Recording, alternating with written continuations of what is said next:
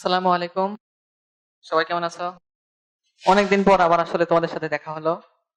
তো ওই যে একদিন আসছিলাম সবার সাথে, দেখছো তখন আমাকে? মোটামুটি সবাইকে দেখছো। তো আমি কে মোস্তাকিম, আছি বইয়ের ট্রিপলি ডিপার্টমেন্টে। আজকে তোমাদের কেমিস্ট্রি ক্লাস নিয়ে আসছি। মৌলের পর্যাপিত ধর্ম ও রাসায়নিক বন্ধন চ্যাপ্টারটা। এটা মানে কেমিস্ট্রি যে চ্যাপ্টার গুলো মোটামুটি সবই অনেক বড় বড়। দেখো 9-10 আমরা পড়ছি কতগুলো কেমিস্ট্রিতে, প্রায় 10-12টা চ্যাপ্টার পড়ছি। আবার ইন্টারমিডিয়েটে এসেও দেখতেছি কি প্রায় 10টা চ্যাপ্টার। যখন প্রথম প্রথম আমি ইন্টারমিডিয়েটে উঠলাম, তখন যখন শুনলাম যে ইন্টারে কেমিস্ট্রি মাত্র 10টা চ্যাপ্টার, 5টা 5টা 10টা, অনেক ছোট না ব্যাপারটা, তখন বললাম আরে অনেক ছোট, এটা তো ব্যাপার না। তো পরে দেখলাম যে শুধু একটা চ্যাপ্টারই পুরো এসএসসি ফুল বইয়ের চাইতেও বেশি বড়। বুঝতে পারছি ব্যাপারটা? তো আসলে কেমিস্ট্রি চ্যাপ্টার গুলো অনেক বড় বড়। এত কম সময়ের মধ্যে আসলে এত বড় বড় চ্যাপ্টার গুলো আসলে কভার করাটা বা শেষ করাটা একটু কঠিন। অনেক টপিক আছে এখানে, অনেক জানার বিষয় আছে, অনেক বোঝার বিষয় আছে। তো আমরা কিছু কিছু ইম্পর্টেন্ট জিনিস এখানে আজকে জানার চেষ্টা করব, যেগুলো নর্মালি আসলে একাডেমিকে অনেক সময় আমরা জানতে পারি না, বা অ্যাডমিশনে গিয়ে এগুলো পড়তে হয়। তো এই চ্যাপ্টারকে নর্মালি দুইটা ভাগে ভাগ করা যায়, নাম দেখে বোঝা যাচ্ছে। একটা মৌলের পর্যায়িত ধর্ম, এই পার্টটা। আরেকটা আমাদের কি রাসায়নিক বন্ধন বা কেমিক্যাল বন্ড, এই পার্টটা। তো আমরা দুইটা নিয়ে কথা বলার আসলে সময় হবে না, আমরা একটা নিয়ে কথা বলবো আজকে, সেটা হচ্ছে রাসায়নিক বন্ধন বা কেমিক্যাল বন্ড। আর পর্যায়িত ধর্ম সময় যদি সময় পাই তাহলে কথা বলবো। আচ্ছা, এই চ্যাপ্টারকে আমরা আরো কিছু ভাগে ভাগ করতে পারি, সেটা আমাদের পড়ার সুবিধার্থে। আমরা এই চ্যাপ্টারকে দুটো অংশ ভাগ করতে পারি, একটা মুখস্থ পার্ট আর একটা বোঝার অংশ। এখানে মেইনলি প্রায় 50% বা 60% আছে বোঝার, বাদ বাকি 50 বা 40% আছে যেগুলো মুখস্থ করতে হবে, তোমাকে কিছু করার নাই। আমরা যতই বলি আওরাই যে তোমরা না বুঝে কিছু পড়বা না, না বুঝে কিছু পড়বা না, কিন্তু আসলে আলটিমেটলি কিছু করার নাই, পড়তে হবে। যেমন ধরো আকরিকের নাম, তোমাকে বলছে ক্যালামাইনের সংকেত কি, তুমি এটা কি বুঝবা বলো, এখানে বোঝার কি আছে? এটা অবশ্যই তোমাকে মুখস্থ করতে হবে। অর্থাৎ আকরিকের যে নামগুলো আছে সেগুলো তোমাকে কি করতে হবে, একটা মুখস্থ করতে হবে। এই জন্য তোমরা একটা কাজ করতে পারো, একটা লিস্ট করে নিলা। ওই লিস্ট তোমরা তোমাদের পড়ার টেবিলের সামনে স্টিকি পেপার দিয়ে মেরে দিলা। তোমার সেটা বারবার প্রতিদিন চোখে পড়বে, যার ফলে তোমাদের মেমোরাইজ করাটা সুবিধা হবে। এরপরে এই চ্যাপ্টারে আরেক কিছু গুরুত্বপূর্ণ জিনিস হচ্ছে বিক্রিয়া। দেখবা বিভিন্ন পর্যায়ে, ধরো দ্বিতীয় পর্যায়ে বা তৃতীয় পর্যায়ের অক্সাইড গুলোর ধর্ম কেমন, এগুলো বিক্রিয়ার মাধ্যমে আমাদের প্রকাশ করছে। অক্সাইড, কিছু কিছু অক্সাইড আমাদের এসিড ধর্মী, কিছু কিছু অক্সাইড ক্ষারীয়, বা কিছু কিছু অক্সাইড আমাদের উভধর্মা বা অ্যাম্ফোটেরিক পদার্থ। এগুলো আমাদের বিভিন্ন বিক্রিয়ার মাধ্যমে বইয়ে দেখো উপস্থাপন করছে। এই বিক্রিয়াগুলো, কিছু কিছু বিক্রিয়া আছে খুবই খাপসারা টাইপের, যেগুলো কখনোই মনে থাকে না। তো আমি যে কাজটা করতাম, আমি একটা খাতায় আমার ওই বইয়ে যত বিক্রিয়া আছে ওই চ্যাপ্টারের, সবগুলো বিক্রিয়া আমি একটা জায়গায় নোট করছি। যদি একটা জায়গায় নোট করলাম, তো যখন ওই চ্যাপ্টারটা রিভাইজ দিতাম, ওই নোটটা শুধু একবার উল্টাইতাম। এতে হয়তো কি, সবগুলো বিক্রিয়া একটা জায়গায় থাকাতে ওই বিক্রিয়াগুলো আমার রিভাইজ হয়ে গেল। তুমি যদি একটা জায়গায় না করো, তখন বারবার তোমাকে বইটা উল্টাতে হচ্ছে, এই পৃষ্ঠায় একটা বিক্রিয়া আছে, আরেক জায়গায় আরেকটা আছে, আরেক জায়গায় আরেকটা আছে, একটু ঝামেলা। তোমরা এই কাজটা করতে পারো, এবং বিক্রিয়াগুলো পরীক্ষায় প্রচুর আসে, বিশেষ করে অ্যাডমিশনে। দেখবে অ্যাডমিশনে প্রচুর কোশ্চেন আসে বিক্রিয়া থেকে, এবং এই বিক্রিয়াগুলো খুবই খাপসারা টাইপের। তো তোমরা একটা কাজ করতে পারো, একটা জায়গায় সবগুলো বিক্রিয়া করে নিলা, যার ফলে তুমি যখন রিভাইজ দিবা তখন বারবার বিক্রিয়াগুলো ওখান থেকে করতে পারবে, এভাবে পড়তে পারো। তো আজকে আমরা যেটা পড়বো সেটা কেমিক্যাল বন্ড বা রাসায়নিক বন্ধন। দেখো,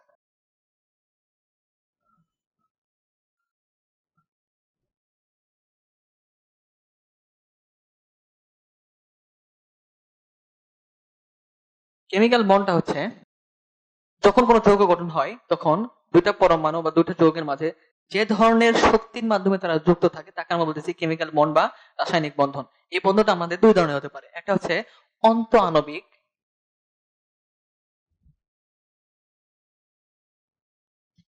আর একটা আন্ত আণবিক। অন্ত আণবিক কারা? যখন একটা অণু গঠন করে, তখন দুইটা পরমাণুর মাঝে যে ধরনের বন্ধন যুক্ত থাকে তাকে বলেছি অন্ত আণবিক। যেমন ধরো, আমাদের সোডিয়াম ক্লোরাইড গঠিত হয়েছে, এখানে দুইটা পরমাণু আছে, একটা সোডিয়াম পরমাণু, আর একটা ক্লোরিন পরমাণু। এই দুটা পরমাণুর মাঝে যে ধরনের বন্ধন যুক্ত আছে তাদেরকে বলছি অন্ত আণবিক। আর যখন আমাদের সোডিয়াম ক্লোরাইড মানে কি, খাবার লবণ। খাবার লবণে কি একটা খাবার লবণ অণু থাকে নাকি অসংখ্য থাকে? অসংখ্য থাকে, অর্থাৎ অসংখ্য অণু পরস্পরের সাহায্যে এক ধরনের বন্ধন দ্বারা অবশ্যই যুক্ত আছে। যদি বন্ধন দ্বারা যুক্ত না থাকে, তাহলে অবশ্যই তারা কি বিচ্ছিন্ন অবস্থায় থাকতো। তাহলে এই অসংখ্য সোডিয়াম ক্লোরাইড অণু পরস্পরের মধ্যে যে ধরনের বন্ধন দ্বারা যুক্ত আছে, তাদেরকে আমরা বলতেছি আন্ত আণবিক। কি বলবো? সোডিয়াম ক্লোরাইড আর একটা সোডিয়াম ক্লোরাইডের সাথে যে ধরনের বন্ধন যুক্ত আছে, তাকে বলতেছি আন্ত আণবিক বন্ধন। অন্ত আণবিক বন্ধনকে আমরা আবার তিনটা ভাগে ভাগ করতে পারি। এক নম্বর আমাদের আয়নিক বন্ধন, দুই নম্বর আমাদের সমযোজী, 3 নাম্বার হচ্ছে আমাদের ধাতব বন্ধন। বুঝতে পারছি? 3টা ভাগে ভাগ করতে পারি। আর আন্তঃআণবিক বন্ধনকে আমরা আবার 2টা ভাগ করতে পারি। একটা হচ্ছে হাইড্রোজেন বন্ড, একটা হচ্ছে ভ্যান ডার ওয়ালস বন্ড। 2 ধরনের আমাদের আন্তঃআণবিক বন্ধন আছে। এ পর্যন্ত ক্লিয়ার হয়েছে কোনো তোমাদের? এখন কথা হচ্ছে, যদি তোমরা কোথাও বুঝতে না পারো বা কোথাও তোমাদের জানার আগ্রহ থাকে, অবশ্যই আমাকে কোশ্চেন করবা। যদি আমি সেটার অ্যান্সার পারি তাহলে অবশ্যই তোমাদেরকে জানাবো, আর যদি না পারি তাহলে আমি অন্য কারো থেকে জেনে নেব বা পরবর্তীতে তোমাকে জানাবো। কিন্তু কোশ্চেন করার জন্য তোমাদের অবশ্যই মাথায় রাখতে হবে একটা জিনিস, যে আমি জানার জন্য কোশ্চেন করব, কখনোই অন্যকে ঠকানোর জন্য না। অনেকে আছে যে কোশ্চেন, আমি জিনিসটা অ্যান্সার জানি, স্যারকে দেখে একটু টেস্ট করে স্যার পারে কিনা। স্যারকে টেস্ট করার জন্য কখনোই কোশ্চেন করবে না। স্যার তোমার সামনে পড়াচ্ছে, এর অর্থ তোমার চাইতে 1 হরফ হলেও স্যার কি জানে, বেশি জানে, অবশ্যই তাকে কি করতে হবে, করতে হবে। এই জন্য স্যারকে ঠকানোর জন্য বা স্যারকে আটকানোর জন্য এই ধরনের মন মানসিকতা নিয়ে কখনোই কোশ্চেন করবে না। কোশ্চেন করবা নিজে জানার জন্য। নিজে কোনো কিছু জানি না, এই জানার আগ্রহ থেকে যদি কোশ্চেন করো, এটা তোমাকে অবশ্যই ভবিষ্যতে কি করবে, সহায়তা করবে। তো তোমরা কোনো জিনিস যদি বুঝতে না পারো, অবশ্যই তুমি আমার কাছ থেকে জেনে নিবা, যদি আমি পারি যেটা জিনিসটা। আচ্ছা, এবার বলতেছি আমাদের বন্ধন। আয়নিক বন্ধন, সমযোজী বন্ধন আর ধাতব বন্ধন, 3 ধরনের আন্তঃআণবিক বন্ধন। তাহলে আয়নিক বন্ধন সম্পর্কে আমরা মোটামুটি 9-10 আমরা শিখে আসছি। 9-10 বেশিরভাগ আলোচনায় আমাদের ছিল আয়নিক বন্ধন সম্পর্কে। আয়নিক বন্ধন কি? যখন একটা ক্যাটায়ন একটা অ্যানায়ন পরস্পরের সাথে যুক্ত হয়ে যে ধরনের বন্ধন গঠন করে তাকে বলতেছে আয়নিক বন্ধন, এবং এই ধরনের যৌগকে আমরা বলি আয়নিক যৌগ। যেমন কি sodium chloride, silver chloride, calcium chloride, এই ধরনের বিভিন্ন ধরনের আয়নিক যৌগ আছে। আয়নিক যৌগ আমাদের 9-10 পর্যন্ত আলোচনায় মোটামুটি শেষ। ইন্টারমিডিয়েট অনেক আলোচনা আছে, কিন্তু আয়নিক যৌগটা আমাদের অত বেশি ইম্পর্টেন্ট না। কেন ইম্পর্টেন্ট না? সমযোজী যৌগ আমরা বেশি পড়িনি, কিন্তু তাও এটা বেশি ইম্পর্টেন্ট। ইন্টারমিডিয়েট সবচেয়ে বেশি আলোচনা সমযোজী যৌগ নিয়ে। দেখো, আমরা জৈব যৌগ যখন পড়বো, জৈব যৌগ মোটামুটি 4টা মৌল বেশি জৈব যৌগের সাথে যুক্ত। সেটা হচ্ছে আমাদের কার্বন, হাইড্রোজেন, অক্সিজেন, নাইট্রোজেন। আরো 2-1টা আছে, কিন্তু মোটামুটি এই 4টা। দেখো তো, এই 4টাই আমাদের অধাতু না। আর অধাতুরা সবসময় কোন ধরনের যৌগ করে? সমযোজী যৌগ গঠন করে। এবং তোমরা জানলে অবাক হবা যে মাত্র 4টা মৌল, আর আমাদের মোট মৌল আছে কয়টা? 118টা। 118 মধ্যে 6টা যদি আমাদের নোবেল গ্যাস বাদ দেয়, তাহলে 112টা।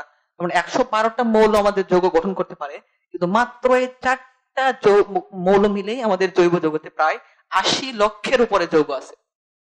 কত আছে? তার মানে মাত্র এই 4টা মৌল মিলে 80 লক্ষের উপর আমাদের যৌগ গঠন করতে পারে। এবং সেই বন্ধনগুলো কি ধরনের বন্ধনের মাধ্যমে করে? সমযোজী। তাহলে বুঝতে পারছো, আমরা যে যে খাবার খাচ্ছি বা কাপড় পরে আছি বা আমাদের দৈনন্দিন জীবনে যা কিছু, সবকিছুই আমাদের কি জৈব যৌগের মাধ্যমে হয়। জৈব যৌগের যে বিক্রিয়াগুলো, সেগুলো ইম্পর্টেন্ট। তাহলে আমাদের সমযোজী বন্ধনটা কতটা গুরুত্বপূর্ণ, বুঝতে পারছো? আমাদের যে ডিএনএ এর মাধ্যমে যে বন্ধন থাকে, সেটা কি ধরনের বন্ধন? হাইড্রোজেন বন্ধন থাকে। বুঝতে পারছো? আচ্ছা, তাহলে এবার আমরা বলবো সমযোজী বন্ধন।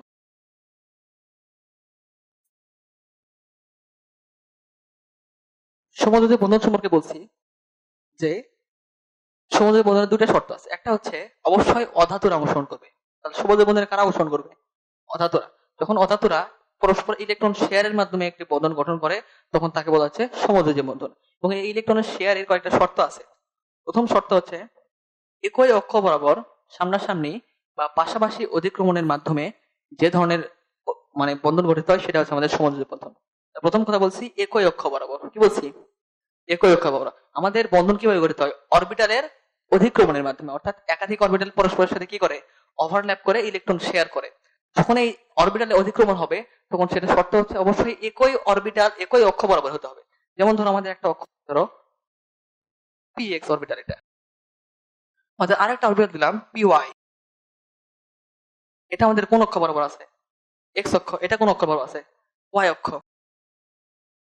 এটা এক অক্ষ, এটা অন্য অক্ষ। তাহলে 2টা অক্ষ আলাদা, তাহলে এরা কি কখনো পরস্পরের সাথে ওভারল্যাপ করবে?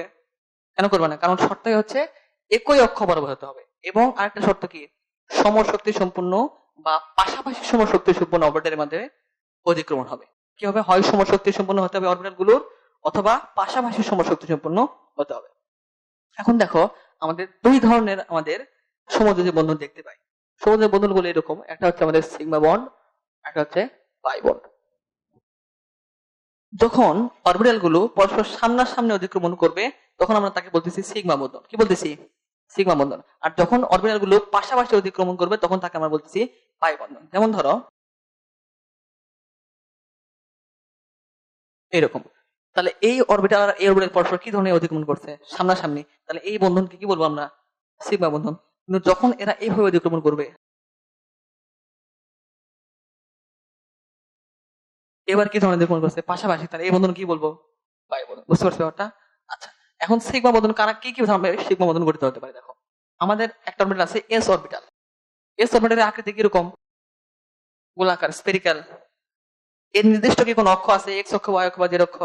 যেহেতু নির্দিষ্ট অক্ষ নাই, তাহলে এ কি কখনো পাশাপাশি অরবিটালে অতিক্রমণ করতে পারবে নাকি সর্বদা সামনাসামনি? তার মানে সবসময় সামনাসামনি। যদি এস এস অতিক্রমণ হয় তাহলেও সামনাসামনি, যদি এস পি অতিক্রমণ হয় তাহলেও কি সামনাসামনি অতিক্রমণ। তাহলে এটা হচ্ছে আমাদের এস এস এস পি। তাহলে এখান থেকে আমরা কি সিদ্ধান্তে আসতে পারি যে এস অরবিটাল কখনোই পাই বন্ধন গঠন করে না, সবসময় কি বন্ধন গঠন করে? সিগমা বন্ধন গঠন করে। বুঝতে পারছি ব্যাপারটা? তাহলে এটা আমাদের এস এস সিগমা, এটা আমাদের এসপি সিগমা। আরেকটা সিগমা হতে পারে কি, এই যে এটা দেখাইছি, এটা আমাদের পিপি সিগমা। বুঝতে পারছি ব্যাপারটা? আরেকটা সিগমা হতে পারে কিরকম, এটা আমাদের পি,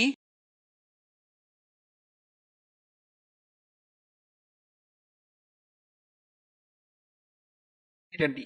আমরা জানি পি অরবিটাল হচ্ছে আমাদের ডাম্বেল আকৃতির, আর ডি অরবিটাল হচ্ছে ডাবল ডাম্বেল আকৃতির। তাহলে পি আর ডি এর মধ্যে যেতে অতিক্রমণ, এটাকে কি বলবো? পিডি সিগমা বন্ধন। তাহলে এভাবে যদি এভাবে করি, এস, এটা এস, এটা ডি, তাহলে এদের মধ্যে কি হবে? এস ডি সিগমা বন্ধন। এটা কি হবে? কেন হবে না বলো? একটু আগে বলছিলাম যে সমশক্তি সম্পন্ন বা পাশাপাশি সমশক্তি সম্পন্ন অরবিটালের সামনাসামনি বা পাশাপাশি অধিক্রমণ। তাহলে দেখো তো, পি আর পি এটা কি সমশক্তি সম্পন্ন না? এস আর এস সমশক্তি সম্পন্ন। এস আর পি কেমন? পাশাপাশি সমশক্তি সম্পন্ন। আর দেখো তো, পি আর ডি এটাও পাশাপাশি সমশক্তি সম্পন্ন। কিন্তু এস আর ডি, এস এর শক্তি আর ডি কি পাশাপাশি শক্তি, নাকি অনেক শক্তির ডিফারেন্স দুটোর মাঝে? এস আর ডি এর মাঝে অনেক শক্তির ডিফারেন্স না? তাহলে কি এস আর ডি সিগমা বন্ধন কখনো গঠন করতে পারে? পারে না। এখানে একটা কোশ্চেন লেখো যে PCl5 গঠিত হলেও PH5 গঠিত হয় না কেন? ব্যাখ্যা করো।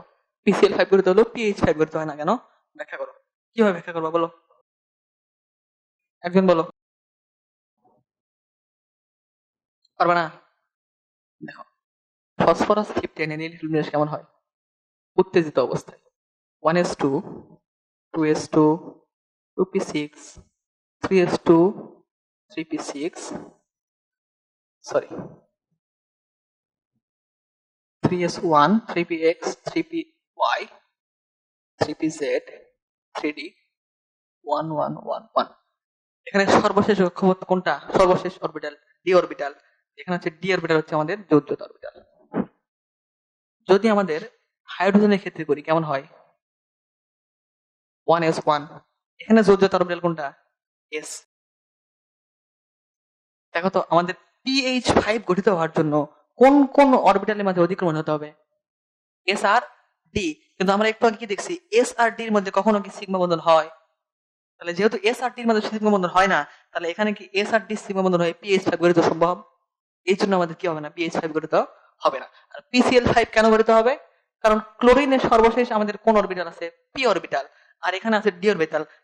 পি আর ডি পরস্পর মধ্যে সিগমা বন্ধন করে কি করে না? তার মানে পি আর ডি সিগমা বন্ধন করে, তার মানে এই জন্য PCl5 গঠিত হবে, কিন্তু PH5 গঠিত হবে না। বুঝতে পারছি ব্যাপারটা? এটা হলো সিগমা বন্ধন। এখন পাই বন্ধন। পাই বন্ধন হচ্ছে বলছি যে পাশাপাশি অতিক্রমণ করবে, এবং যেহেতু পাশাপাশি অতিক্রমণ করবে, সামনাসামনিতে শক্তি বেশি হবে না পাশাপাশিতে শক্তি বেশি হবে? সামনাসামনি। তার মানে সিগমা বন্ধন বেশি শক্তিশালী, পাই বন্ধন কম শক্তিশালী। এখন সিগমা আর পাই সংখ্যা কেমনে দেবে করে রাখো। যখন কোনো যৌগ সমযোজী বন্ধনে যুক্ত থাকে, তখন একটা বন্ধন সিগমা, বাদ বাকি সবগুলো কি পাই। যেমন ধরো আমাদের একটা উদাহরণ দেই, এটা হচ্ছে আমাদের ইথাইন। কার্বন আর কার্বনের মধ্যে কয়টা সিগমা বন্ধন আছে বলো তো? একটা। এটা আমাদের সিগমা, আর এই দুটা কি পাই। এখন যদি বলি এই কার্বনের টোটাল কয়টা সিগমা বন্ধন আছে? টোটাল এই কার্বনের কয়টা টোটাল সিগমা বন্ধন আছে? দুইটা। একটা হচ্ছে এই সিগমা, আর হাইড্রোজেনের সাথে একটা সিগমা বন্ধন আছে। আর এখানে টোটাল পাই বন্ধন আছে মোটে দুইটা। যদি বলি এই যৌগের টোটাল বন্ধন সংখ্যা কয়টা, কয়টা হবে? তিনটা, চারটা, পাঁচটা। বুঝতে পারছি ব্যাপারটা? আচ্ছা, এই গেল পাই। আচ্ছা, পাই বন্ধন সম্পর্কে বলি। পাই কিভাবে করতে হতে পারে? একটা হচ্ছে পিএক্স পিএক্স পাই হতে পারে, পিওয়াই পিওয়াই পাই হতে পারে, পিজেড পিজেড পাই হতে পারে। আমার মূলত পিএক্স পিজেড এটা কি পাই হবে? কেন হবে না? অক্ষ আলাদা। বন্ধন গঠনের শর্ত হচ্ছে একই অক্ষ বরাবর হতে হবে। কেমন হতে হবে? একই অক্ষ বরাবর। কিন্তু এখানে যেহেতু অক্ষ আলাদা সেজন্য পিএক্স পিজেড হবে না, শুধুমাত্র এই তিনটা হবে। আর কি হবে? আর হতে পারে পি পাই ডি পাই, অর্থাৎ পি আর ডি এর মধ্যে পাই বন্ধন হতে পারে, অথবা ডি পাই ডি পাই হতে পারে। বুঝতে পারছো ব্যাপারটা? পি আর ডি এর মধ্যে কিভাবে হয় দেখো ব্যাপারটা। ধরো এটা আমাদের পি,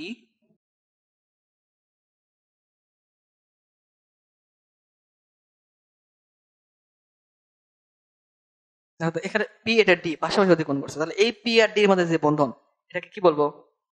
এটা আমাদের সিগমা। একটু আগে দেখাচ্ছি সিগমা। বুঝছো না বোঝো নি? যদি এইভাবে থাকে,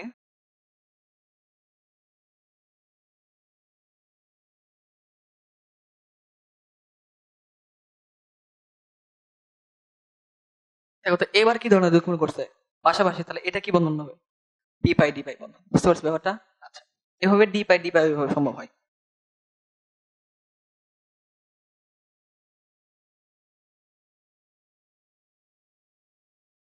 আমরা এতক্ষণ পড়লাম সমযোজী বন্ধন। পৃথিবীতে এমন কোন যৌগিক আছে যেটা 100% সমযোজী বা 100% আয়নিক? অর্থাৎ আমরা যতই সমযোজী বা আয়নিক বৈশিষ্ট্য নিয়ে আলোচনা করি না কেন, কোনো যৌগই পাওয়া যাবে না যেটা 100% সমযোজী বা 100% আয়নিক। অর্থাৎ প্রত্যেকের মাঝে কি থাকে? মিশ্র বৈশিষ্ট্য থাকে। এবং এই মিশ্র বৈশিষ্ট্য যে নীতির সাহায্যে ব্যাখ্যা করছে সেটা হচ্ছে বিজ্ঞানী ফাজানের নীতির সাহায্যে ব্যাখ্যা করছে। এই জন্য আমাদের প্রথমে বুঝতে হবে পোলারায়ন। অর্থাৎ আমাদের যে আয়নিক যৌগগুলো পাই সেই আয়নিক যৌগগুলোর মাঝেও আমাদের সমযোজী বৈশিষ্ট্য বিদ্যমান থাকে। অর্থাৎ আমরা নর্মালি কি জানি, আয়নিক যৌগগুলো ইলেকট্রন কি করে, হয় গ্রহণ করে অথবা ত্যাগ করে। কিন্তু আমরা তবু দেখতে পাই কিছু কিছু ক্ষেত্রে ইলেকট্রন দ্বারা শেয়ারও করে। এই যে আয়নিক যৌগগুলোর মাঝে কি ধরনের বন্ধন আছে? সমযোজী বন্ধন। এই বৈশিষ্ট্যকে আমরা বলতেছি পোলারায়ন। আমাদের একটা যৌগ আছে সোডিয়াম ক্লোরাইড, আমরা নর্মালি কি জানি এটা হচ্ছে আয়নিক যৌগ। তাহলে এটা ধরে নাও এর ক্যাটায়ন, এটা হচ্ছে এর অ্যানায়ন, মানে ইলেকট্রন আছে। আচ্ছা, ক্যাটায়ন এবং অ্যানায়ন। তাহলে যখন এই ক্যাটায়ন এবং অ্যানায়ন পরস্পর সাথে যুক্ত হয়ে একটা যৌগ গঠন করবে, তখন এই ক্যাটায়নকে এই অ্যানায়ন কি করবে? আকর্ষণ করবে। অ্যানায়নকে ক্যাটায়ন আকর্ষণ করবে, যার ফলে এই আকৃতির এরকম থাকবে না। এই ইলেকট্রন গুলো যেহেতু নেগেটিভ, তাহলে কি করবে? পজিটিভ দিকে আকর্ষিত হবে। ফলে এই দিকে কিছুটা ধেয়ে আসবে ইলেকট্রন, ফলে আকৃতিতে গোলাকার থাকবে না, হয়ে যাবে এরকম। এই যে ক্যাটায়ন থেকে অ্যানায়ন বিকৃত হলো, এই ঘটনাকে আমরা বলতেছি পোলারায়ন। কি বলতেছি? পোলারায়ন। এখন এই পোলারায়ন কখন বেশি কখন কম হবে এটা বিজ্ঞানী ফাজান ব্যাখ্যা করছে তার নীতির সাহায্যে। দেখো তো, যদি আমাদের ক্যাটায়নের আকার যত ছোট হবে, এটা যত ছোট হবে, ধরো ছোট হইলো, তাহলে এটা তত এরকম মানে বেশি চোখা হবে না। মাথা মাথা বেশি সরু হবে। যত সরু হবে বিকৃতি তত বেশি হইলো। তার মানে আমাদের প্রথম শর্ত কি? 1 নাম্বার, ক্যাটায়ন আকার ছোট। তার মানে ক্যাটায়নের আকার ছোট। 2 নম্বর শর্ত কি? যদি আমাদের এই অ্যানায়নের আকারটা বড় হয়, তাহলে ইলেকট্রন গুলো বেশি জায়গা জুড়ে থাকবে, তত সহজে কি করবে?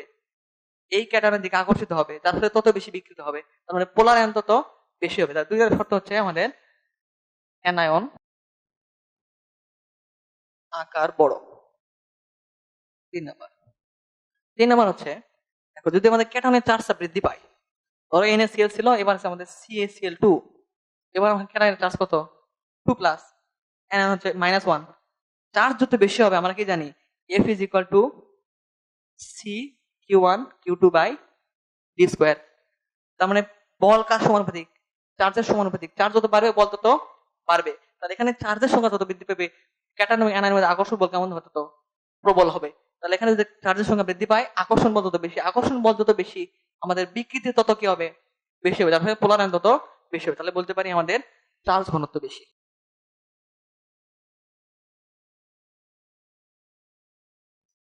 4 নম্বর শর্ত হচ্ছে আমাদের PNGC। এই তিনটা মোটামুটি আমরা সবাই জানি। PNGC টা কে কে জানি? বলো, দু একজন। PNGC, আচ্ছা, PNGC অর্থ হচ্ছে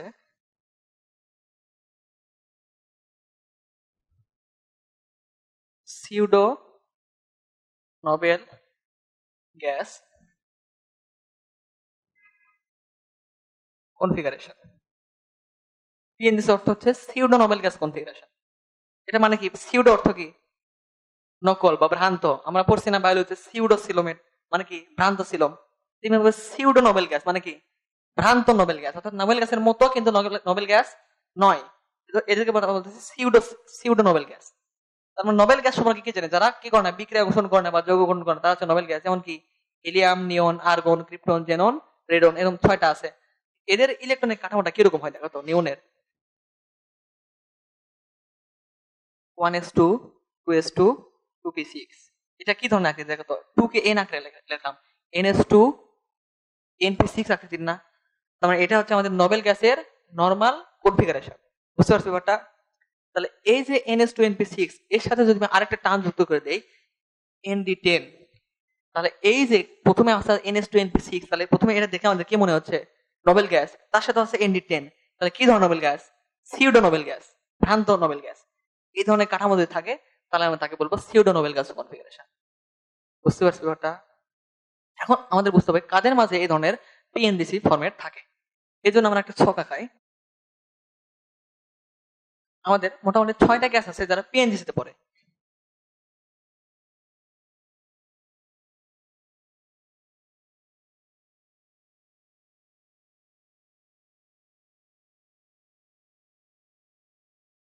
এই 6টা গ্যাস আমাদের পিএনডিসি তে পড়ে। প্রথম হচ্ছে আমাদের কপার। দেখো কপার একটু ইলেকট্রন নিয়ে দেখি। কপার হচ্ছে আমাদের কত? 29, 1s2 2s2 2p6 3s2 3p6 3d10 4s1। এটা জানি কপারের ব্যতিক্রম হয়, 4s1 3d10 হয়। আচ্ছা, এখান থেকে যদি কিউ প্লাস আয়নের ইলেকট্রন বিন্যাস করি তাহলে এখানে একটা প্লাস হবে, তাহলে এটা চলে যাবে না? এইটুকু চলে গেল। তাহলে এইটুকু লক্ষ্য করো, 3s2 3p6 3d10, 3 কে n আকারে লিখলাম, ns2 np6 nd10। দেখো তো এটা আমাদের পিএনজিসির মতো না? তাহলে আমরা কি বলতে পারি? কপার হচ্ছে আমাদের পিএনজিসি গ্যাস। বুঝতে পারছো ব্যাপারটা? তেমনি হবে জিঙ্ক 2 প্লাস, এটাও পিএনজিসি। সিলভার প্লাস, এটাও পিএনজিসি। তাহলে আমরা এই 6টা গ্যাসকে আমরা দেখবো পিএনজিসি তে পড়ছে। পিএনজিসি তে পড়লে আমাদের লাভ কি হলো? যে সকল গ্যাস পিএনজিসি ফরম্যাটে পড়ে তারা অবশ্যই সবচেয়ে বেশি পোলারায়ন ক্ষমতা সম্পন্ন, অর্থাৎ তাদের অ্যানায়নকে বিকৃত করার ক্ষমতা সবচাইতে বেশি। এই 6টা আমাদের মনে রাখার ছোট্ট একটা টেকনিক আছে। তোমরা হিন্দিতে এভাবে মনে রাখতে পারো, কন আগে আয়া জেনি কানাডা হোগা। কন আগে আয়া জেনি কানাডা হোগা। এভাবে এই 6টা কি করতে পারো? মনে রাখতে পারো। এই 6টাকে যদি তোমার থাকে কোথাও, তাহলে অবশ্যই তার পোলারায়ন হবে সর্বোচ্চ। একটা উদাহরণ দিয়ে দেখো। ধরো আমাদের কাছে আছে সিলভার ক্লোরাইড আর সোডিয়াম ক্লোরাইড, দুইটা। তাহলে বলছে এই দুটার মাঝে কোনটা বেশি সবচেয়ে সমযোজী, কোনটা কম সমযোজী, অর্থাৎ সমযোজীর ক্রমানুসারে সাজাও। আমরা কখন আমার ফাজার নীতি ইউজ করবো বলো তো? যখন 2 বা ততোধিক আমাদের কাছে কি দিবে? আয়নিক যৌগ দিবে, দিয়ে আমাদের বিভিন্ন বৈশিষ্ট্যের মধ্যে তুলনা করতে বলবে। কি ধরনের বৈশিষ্ট্য? সমযোজী বৈশিষ্ট্য, আয়নিক বৈশিষ্ট্য, দ্রাব্যতা, বিয়োজন তাপ, রঙিন কিনা, এই ধরনের যদি বৈশিষ্ট্যের মধ্যে তুলনা করতে বলে তখন আমরা ফাজার নীতির সহায়তা নেব। এখন আমরা যে 4টা নীতির কথা বলছিলাম, যে ক্যাটায়নের আকার ছোট, অ্যানায়নের আকার বড়, চার্জ বেশি এবং পিএনডিসি, যদি এই 4টা ফরম্যাটে পড়ে তাহলে কি হবে? তাদের ক্ষেত্রে পোলারায়ন সর্বোচ্চ হবে। পোলারায়ন যত বেশি হবে সে যৌগ তত বেশি সমযোজী হবে। সমযোজী যত বেশি হবে আয়নিক তত কি হবে? কম হবে। সমযোজী এবং আয়নিক পরস্পর ব্যস্তানুপাতিক সম্পর্ক। সমযোজী যত বেশি হবে আয়নিক তত কম হবে। আবার আয়নিকের সাথে দ্রাব্যতার সম্পর্কটা কেমন? সমানুপাতিক না? আয়নিক বৈশিষ্ট্য যত বাড়বে দ্রাব্যতা তত বাড়বে। আবার আয়নিক বৈশিষ্ট্যের সাথে বিয়োজন তাপও কেমন সম্পর্ক? সমানুপাতিক সম্পর্ক। আয়নিক বৈশিষ্ট্য যত বাড়বে বিয়োজন তাপ তত বৃদ্ধি পাবে। আরেকটা জিনিস হচ্ছে সমযোজী বৈশিষ্ট্যের রঙিনের সম্পর্ক আছে। সমযোজী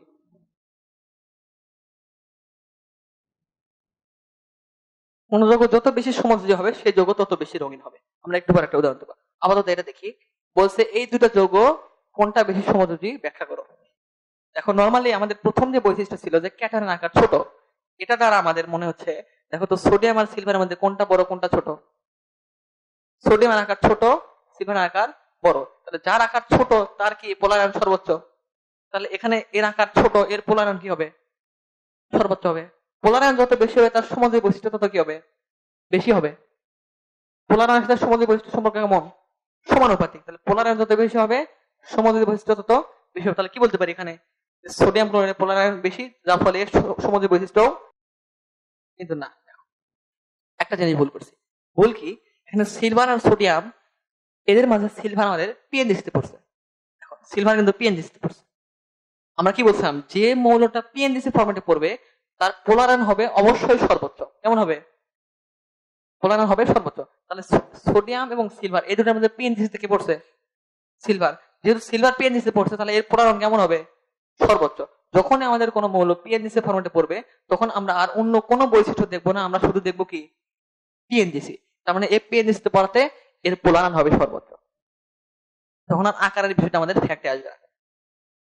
তার মানে আমাদের সিলভার ক্লোরাইডের পোলার আয়ন সর্বোচ্চ হবে। পোলার আয়ন যার যত বেশি, সমযোজী বৈশিষ্ট্য তত কি হবে? বেশি হবে। যার ফলে এই দুটার মধ্যে সমযোজী বৈশিষ্ট্য হচ্ছে সিলভার ক্লোরাইডের সর্বোচ্চ। বুঝতে পারছি ব্যাপারটা? আচ্ছা, এখন ধরো তোমাকে এমন দুটো যৌগ দিছে, এরকম সিলভার ক্লোরাইড আর কপার ক্লোরাইড। এই দুটো যৌগ আবার সিলভার এবং কপার দুইটাই আমাদের পিএনজিসিতে পড়ে। সিলভার আর কপার দেখো তো দুইটাই পিএনজিসিতে না? দুইটা যখন পিএনজিসিতে পড়ে, এখন বলছে কোনটা বেশি সমযোজী কোনটা কম সমযোজী। এটা কেমনে বুঝবো? যখন দুইটাই সমযোজিতে পড়ছে, তখন আমাদের আবার কোন বৈশিষ্ট্যে যেতে হবে? আগের বৈশিষ্ট্য, আকার। এখন আমাদের দেখবো এই দুটার মাঝে যেটার আকার ছোট সেটার পোলার আয়ন বেশি। কপার আর সিলভারের মধ্যে কার আকার ছোট? কপার। কপারের আকার যেহেতু ছোট, তার মানে এর পোলার আয়ন সর্বোচ্চ বেশি হবে, যার ফলে এটা বেশি সমযোজী।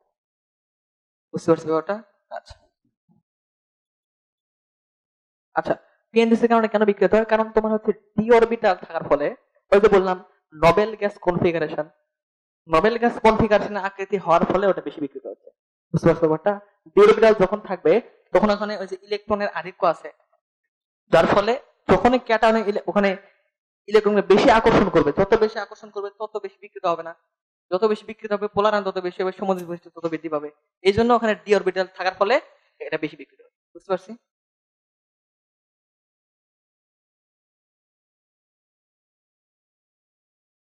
কি লিখছি বলো? এজি এক্স, এক্স দ্বারা কি প্রকাশ করা হয়? হ্যালাইড। তার মানে লিখছি সিলভার হ্যালাইড। সিলভারের যে হ্যালাইড গুলো আছে, এগুলো রঙিন হওয়ার কারণ কি? প্রশ্ন দেখো, সিলভার হ্যালাইড যৌগের রঙের বা বর্ণের পার্থক্য হওয়ার কারণ ব্যাখ্যা করো। সিলভার হ্যালাইড যৌগগুলোর বর্ণের পার্থক্য হওয়ার কারণ ব্যাখ্যা করো।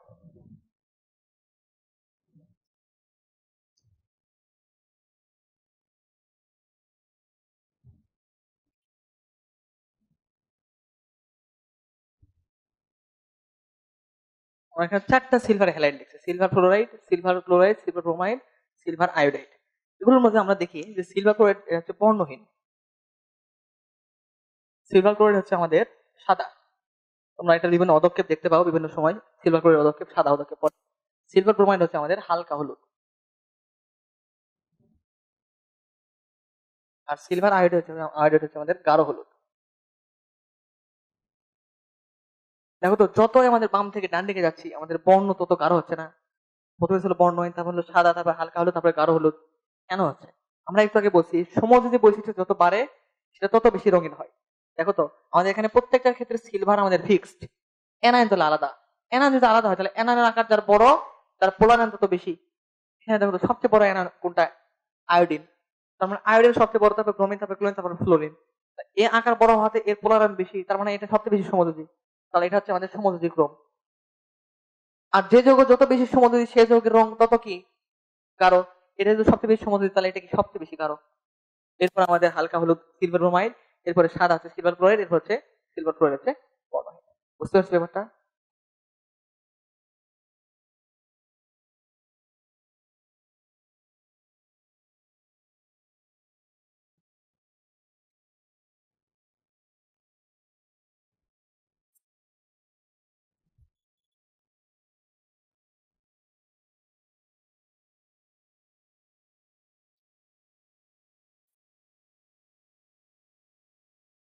এখানে দেখো আমি পাঁচটা যৌগ লিখছি: beryllium sulphate, magnesium sulphate, calcium sulphate, strontium sulphate আর বেরিয়াম সালফেট। অর্থাৎ দেখো, আমি 2 নম্বর গ্রুপের যে ক্যাটায়ন গুলো, সেই ক্যাটায়ন গুলোর সালফেট লবণ গুলো লিখছি। প্রত্যেকটা হচ্ছে 2 নম্বর গ্রুপের ক্যাটায়নের সালফেট লবণ: beryllium sulphate, magnesium sulphate, calcium sulphate, strontium sulphate আর বেরিয়াম সালফেট। এগুলোতে এখন প্রশ্ন হচ্ছে 2 নম্বর গ্রুপের সালফেট লবণগুলোর দ্রাব্যতার ক্রম ব্যাখ্যা করো। দেখো, 2 নম্বর গ্রুপের সালফেট লবণগুলোর, 2 নম্বর গ্রুপের মৌলের সালফেট লবণগুলোর দ্রাব্যতার ক্রম ব্যাখ্যা করো।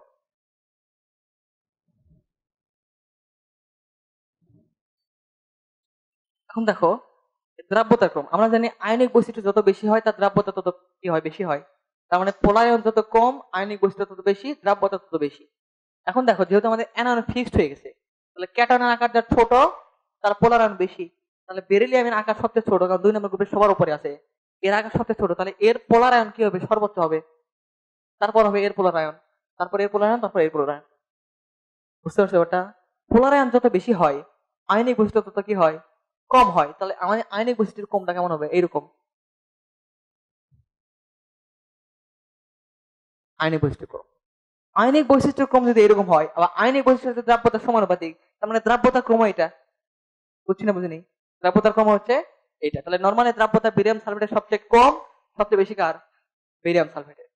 এরকমটাই হওয়ার কথা ছিল ফাজারের নীতি অনুসারে, কিন্তু এরকমটা হবে না।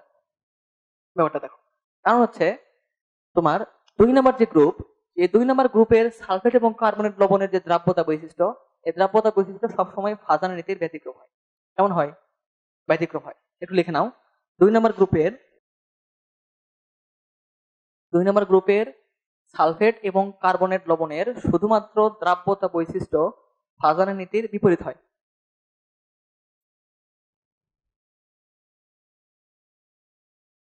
তাহলে ফাজারের নীতি অনুসারে দ্রাব্যতার ক্রম হওয়ার কথা ছিল এরকম, আর প্রকৃতপক্ষে তাহলে ক্রমটা কেমন হবে?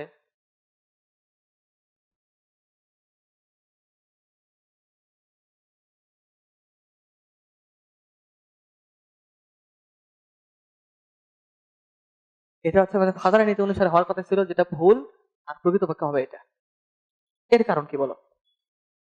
আচ্ছা, একটা যৌগ পানিতে দ্রবীভূত হওয়ার শর্ত কি? কখন একটা যৌগ পানিতে দ্রবীভূত হয় বলো? হ্যাঁ, কেন তো সব বলেছে আলাদা। ধরো একটা যৌগ নিয়ে কাজ করতে, ধরো বেরিয়াম সালফেট, এটা কখন পানিতে দ্রবীভূত হবে, পানিতে দ্রবীভূত হওয়ার শর্ত কি? এর প্রধান শর্ত হচ্ছে দেখো, যখন হাইড্রেশন এনথালপি ল্যাটিস এনথালপি চাইতে বড় হবে তখন এই যৌগটা পানিতে দ্রবীভূত হবে।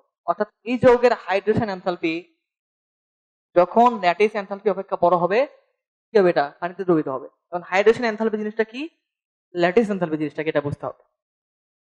হাইড্রেশন এনথালপি হচ্ছে যখন একটা হাইড্রোজেন আয়ন আর একটা OH আয়ন পরস্পর যুক্ত হয়ে এখনো পানি গঠন করে, তখন যে পরিমাণ শক্তির আমাদের পরিবর্তন হয় তাকে আমরা বলতেছি হাইড্রেশন এনথালপি। কি বলতেছি, এটা বলতেছি হাইড্রেশন এনথালপি। অর্থাৎ পানির অণু গঠনকালে যে পরিমাণ শক্তির পরিবর্তন হয় তাকে বলতেছি হাইড্রেশন এনথালপি। আর ল্যাটিস এনথালপি জিনিসটা কি, ল্যাটিস গঠনকালে যে পরিমাণ শক্তির পরিবর্তন হয় তাকে বলতেছি ল্যাটিস এনথালপি। এক্ষেত্রে একটু ব্যাপারটা বুঝতে হবে। দেখো, ধরো একটা সোডিয়াম আর একটা ক্লোরিন যুক্ত হয়ে একটা সোডিয়াম ক্লোরাইড গঠন করলো। শুধুমাত্র একটা ক্যাটায়ন এবং অ্যানায়ন যুক্ত হয়ে একটা আয়নিক যৌগ গঠন করলেই যে শক্তি পরিবর্তন তাকে আমরা ল্যাটিস এনথালপি বলতে পারবো না। এই জন্য শর্ত আছে। শর্ত হচ্ছে যখন একটা গ্যাসিয়াস ক্যাটায়ন, একটা গ্যাসীয় ক্যাটায়ন এবং একটি গ্যাসীয় অ্যানায়ন পরস্পরের সাথে যুক্ত হয়ে 1 মোল পরিমাণ আয়নিক যৌগ গঠন করে, তখন যে পরিমাণ শক্তির পরিবর্তন হয় তাকে আমরা বলতেছি ল্যাটিস এনথালপি। তখন যে পরিমাণ শক্তি রিলিজ হয়, যে পরিমাণ শক্তি আমরা পাই তাকে বলতেছি ল্যাটিস এনথালপি। ল্যাটিস এনথালপি হওয়ার শর্ত কি, অবশ্যই গ্যাসীয় ক্যাটায়ন হতে হবে, গ্যাসীয় অ্যানায়ন হতে হবে, তারা যুক্ত হয়ে 1 মোল পরিমাণ আয়নিক যৌগ গঠন করবে। এর ফলে আমরা যে পরিমাণ শক্তি রিলিজ হবে, রিলিজ কেন হবে দেখো তো, এটা কি স্টেবল অবস্থা না আনস্টেবল? এটা কি বিক্রিয়া করার জন্য উদ্গ্রীব হয়ে আছে, তার মানে এটা স্টেবল নয়। তাহলে স্টেবল অবস্থা থেকে মনে রাখবা, স্টেবল যখন কোনো যৌগ স্টেবিলিটি অর্জন করে তখন শক্তি পরিমাণ হ্রাস পায়। তাহলে এরা এখান থেকে যখন এখানে আসবে তো শক্তি হ্রাস পাবে। শক্তির নিত্যতা সূত্র অনুসারে বাদ বাকি শক্তি তো কোথাও না কোথাও গেছে, সেই শক্তি আমরা কোথায় পাইছি, এখানে শক্তি রিলিজ হয়েছে। এই শক্তিটাই হচ্ছে আমাদের ল্যাটিস এনথালপি। বুঝতে পারছো ব্যাপারটা? এখন কথা হচ্ছে এই যে ল্যাটিস এনথালপি দেখলাম, এখন কোন একটা যৌগের ল্যাটিস এনথালপি আমরা কিভাবে বের করতে পারবো? ল্যাটিস এনথালপি হ্যাঁ, আচ্ছা গ্যাসই কেন, আয়নীকরণ শক্তির সংজ্ঞা কি হলো? আয়নীকরণ শক্তি, আয়নাইজেশন এনার্জি। কোন যৌগের বিচ্ছিন্ন গ্যাসীয় অবস্থার সর্বশেষ শক্তি স্তর হতে একটি ইলেকট্রন অপসারণ করতে হবে। তাহলে কি বলছি, বিচ্ছিন্ন গ্যাসীয় অবস্থা। তাহলে এখানে সোডিয়াম প্লাস হওয়ার জন্য আমাদের একটা ইলেকট্রন অপসারণ করতে হয়েছে, কোথা থেকে, বিচ্ছিন্ন গ্যাসীয় অবস্থা থেকে। বুঝিনি? ধরো আমাদের সোডিয়াম সলিড অবস্থায় আছে, সরাসরি আমরা চাইলে এখান থেকে ইলেকট্রন অপসারণ করতে পারবো না, প্রথমে এটাকে তাপ দিতে হবে। তাপ দিয়ে সোডিয়াম সলিড থেকে সোডিয়াম আমাদের কি লিকুইড, সেখান থেকে আমাদের সোডিয়াম গ্যাস, এখান থেকে যদি আমরা আরো তাপ দেই তাহলে আমাদের হবে সোডিয়াম প্লাস গ্যাস। তাহলে বুঝতে পারছি কেন গ্যাসীয় হতে হবে। এটা আমরা এখন আলোচনা করবো যে আমরা ল্যাটিস এনথালপি কিভাবে বের করতে পারি। আচ্ছা, ল্যাটিস এনথালপি বের করার আমাদের কোনো ডিরেক্ট কোনো ফর্মুলা নাই, আমাদের ইনডিরেক্ট ফর্মুলা আছে। দেখো, এর জন্য আমাদের আরেকটা শক্তি সম্পর্কে জানতে হবে, সেটা হচ্ছে আমাদের হিট অফ ফরমেশন।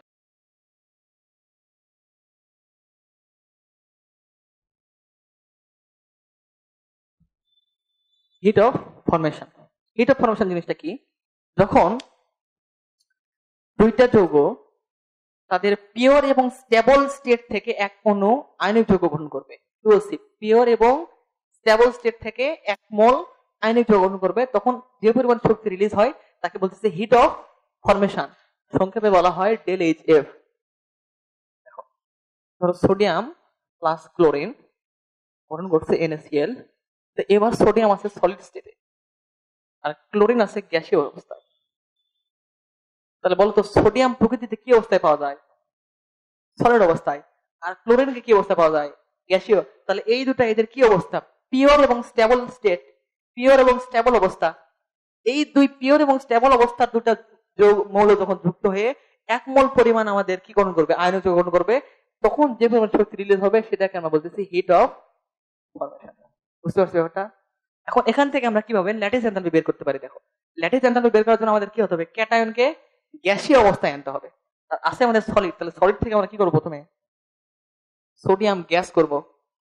সলিড থেকে সোডিয়াম গ্যাস করার জন্য একটা শক্তি প্রদান করতে হবে, এই শক্তিকে আমরা বলতেছি সাবলিমেশন এনার্জি। কি এনার্জি? সাবলিমেশন এনার্জি, সংক্ষেপে বলবো SE। সোডিয়াম থেকে আমরা কি করলাম? সোডিয়াম গ্যাস করলাম সলিড থেকে। তাহলে এই শক্তিটা গ্যাস করার জন্য আমাদের প্রদান করতে হয়েছে নাকি আমরা পাইছি? প্রদান করতে হয়েছে, তার মানে এটা দিব প্লাস। এবার সোডিয়াম গ্যাস থেকে আমরা যদি সোডিয়াম প্লাস গ্যাস করতে চাই, তাহলে কোন পরমাণু বিচ্ছিন্ন গ্যাসীয় অবস্থার সর্বশেষ স্টেট অবস্থা থেকে একটা ইলেকট্রন অপসারণ করতে যে পরিমাণ শক্তির প্রয়োজন হয়ে থাকে কি শক্তি বলে? আয়নীকরণ শক্তি, আয়োনাইজেশন এনার্জি। তাহলে এই গ্যাস থেকে প্লাস গ্যাস করার জন্য যে শক্তির প্রয়োজন হয়েছে সেই শক্তির নাম কি? আয়নীকরণ শক্তি। তাহলে এটাকে বলবো আয়োনাইজেশন এনার্জি, এবং এটা আমাদের দিতে হয়েছে, তার মানে এটা আমাদের প্লাস। তাহলে দেখো, আমাদের ল্যাটিস এনথালপির জন্য সোডিয়াম গ্যাস হওয়া প্রয়োজন, সোডিয়াম গ্যাস হওয়া প্রয়োজন, আমরা সোডিয়াম গ্যাস অলরেডি পাই গেছি। এখন আমাদের দরকার ক্লোরাইড মাইনাস, কিন্তু আমাদের আছে ক্লোরিন অণু, গ্যাসীয় অবস্থায় আছে। তাহলে আমরা কি করব? এই যে Cl2 থেকে আমাদের পেতে হবে Cl, তার মানে কি Cl2 এর মধ্যে দুটো বন্ধন, একটা বন্ধন আছে Cl বন্ধন, তাহলে এই বন্ধনটাকে আমাদের ভাঙতে হবে, তাহলে আমরা ক্লোরিন পাবো। তাহলে বন্ধন ভাঙার জন্য যে শক্তির প্রয়োজন হয় তাকে বলা হয় বন্ড ডিসোসিয়েশন এনার্জি। কি বলা হয়? তাহলে এই যে ক্লোরিন অণু থেকে আমরা যদি ক্লোরিন পেতে চাই, তাহলে যে ধরনের আমাদের শক্তির প্রয়োজন তার নাম কি? Bond dissociation energy. এবং এই বন্ড ডিসোসিয়েশন এনার্জি সর্বদা এক মোলের জন্য হিসাব করা হয়। কয় মোলের জন্য? কিন্তু এখানে কয় মোল আছে ক্লোরিনের? হাফ মোল। তাহলে এখানে কি করব? হাফ দ্বারা গুণ করব। বুঝতে পারছি ব্যাপারটা? তাহলে এখানে ক্লোরিন 2 থেকে এখানে পাই গেলাম ক্লোরিন। এখন ক্লোরিন এটা আছে গ্যাসীয় অবস্থায়, ক্লোরিন গ্যাস থেকে আমাদের করবে ক্লোরাইড গ্যাস, তার মানে এখান থেকে একটা ইলেকট্রন এর সর্বশেষ শক্তি স্তর প্রদান করতে হবে। কোন পরমাণুর বিচ্ছিন্ন গ্যাসীয় অবস্থার সর্বশেষ শক্তি স্তরে একটা ইলেকট্রন প্রদান করলে যে পরিমাণ শক্তি রিলিজ হয় তার নাম হচ্ছে ইলেকট্রন আসক্তি বা ইলেকট্রো অ্যাফিনিটি। কি বলা হয়? Electro affinity. তাহলে এখানে রিলিজ হবে শক্তি, তার নাম হচ্ছে ইলেকট্রো অ্যাফিনিটি। এগুলো আমরা সবগুলো প্রদান করতেছিলাম, যার ফলে এগুলো ছিল প্লাস, কিন্তু এই শক্তিটা প্রদান করবো নাকি এটা পাবো আমরা? তাহলে এটা কি হবে? মাইনাস। তাহলে এখানে Cl মাইনাস গ্যাস পেয়ে গেলাম। তাহলে দেখো তো, আমাদের ল্যাটিস এনথালপির জন্য যে শর্ত ছিল গ্যাসাস ক্যাটায়ন গ্যাসাস অ্যানায়ন দুটো পাইছি না, এই দুটো পরস্পর যুক্ত হয়ে কি গ্রহণ করবে? এই যে সোডিয়াম ক্লোরাইড গ্রহণ করলো। তাহলে একটা গ্যাসাস ক্যাটায়ন একটা গ্যাসাস অ্যানায়ন পরস্পর যুক্ত হয়ে যখন একটা এক মোল পরিমাণ আয়নিক যৌগ গ্রহণ করে, তখন যে পরিমাণ শক্তি রিলিজ হয় সেই শক্তির নাম কি আবার? Lattice enthalpy. তাহলে এই দুটো যুক্ত হয়ে যখন আমাদের সোডিয়াম ক্লোরাইড গ্রহণ করবে তখন শক্তি রিলিজের পরিমাণ আমাদের কি হবে? ল্যাটিস এনথালপির সমান। তার মানে এই বিক্রিয়ায় আমাদের শক্তি রিলিজ হবে ল্যাটিস এনথালপি। এই ল্যাটিস এনথালপি আমরা পাবো নাকি দিতে হবে? পাবো, রিলিজ হবে। তাহলে পাইলে এটা কি, এর মান কি? নেগেটিভ। বুঝতে পারছি ব্যাপারটা? আচ্ছা, এটা গেল। তাহলে এই যে দেখো তো, পুরো একটা সাইকেল হইলো না? আমরা প্রথমে সোডিয়াম এবং ক্লোরাইড পিওর এবং স্টেবল স্টেট থেকে সোডিয়াম ক্লোরাইড গ্রহণ করছি, যেটাকে আমরা বলতেছি ডেল এইচ এফ। আবার এই বিভিন্ন ভাবে প্রক্রিয়া করে ল্যাটিস এনথালপির মাধ্যমে আমরা কি করলাম, সোডিয়ামকে গ্রহণ করলাম। বুঝতে পারছি ব্যাপারটা? আচ্ছা, এটাকে বলছি ল্যাটিস এনথালপি। এখন তোমাদের যে তাপ রসায়ন আছে, অর্থাৎ রাসায়নিক পরিবর্তন চ্যাপ্টারে 3টা অংশ, তার মধ্যে একটা অংশ হচ্ছে তাপ রসায়ন। তাপ রসায়নের মধ্যে একটা বিজ্ঞানের সূত্র আছে, বিজ্ঞানী হেসের সূত্র। আর সূত্র হেস, কেউ কি পড়ছো হেসের সূত্র? আচ্ছা, হেসের সূত্র বলতেছে যখন কোনো বিক্রিয়া একাধিক ধাপে সম্পূর্ণ হবে, তখন এই একাধিক ধাপে সম্পূর্ণ হওয়ার ফলে যে শক্তির পরিবর্তন, এই শক্তির পরিবর্তনের সমষ্টি ওই বিক্রিয়ায় যদি এক ধাপে সম্পূর্ণ হয়, তাহলে ওই এক ধাপের শক্তির পরিবর্তন সমান। ব্যাপারটা একটু ক্লিয়ার করে দেখো। ধরো আমাদের একটা বিক্রিয়ক আছে এ, এ থেকে আমাদের বি হলো, বি থেকে আবার সি হইলো। তাহলে আমাদের উৎপাদটা কোনটা, মেইন উৎপাদ সি। কয় ধাপে বিক্রিয়া হয়েছে? 2 ধাপে। ধরো এই ধাপ থেকে এই ধাপে যাওয়ার সময় শক্তি পরিবর্তন হয়েছে ডেল ই ওয়ান, আবার এই ধাপ থেকে এই ধাপে যাওয়ার সময় শক্তি পরিবর্তন হয়েছে ডেল ই টু। টোটাল শক্তি পরিবর্তন কত হইলো? Del E one plus del E two. এখন এই বিক্রিয়াটা যদি 2 ধাপে না হয়, সরাসরি এ থেকে সি হয়, এটা কয় ধাপ?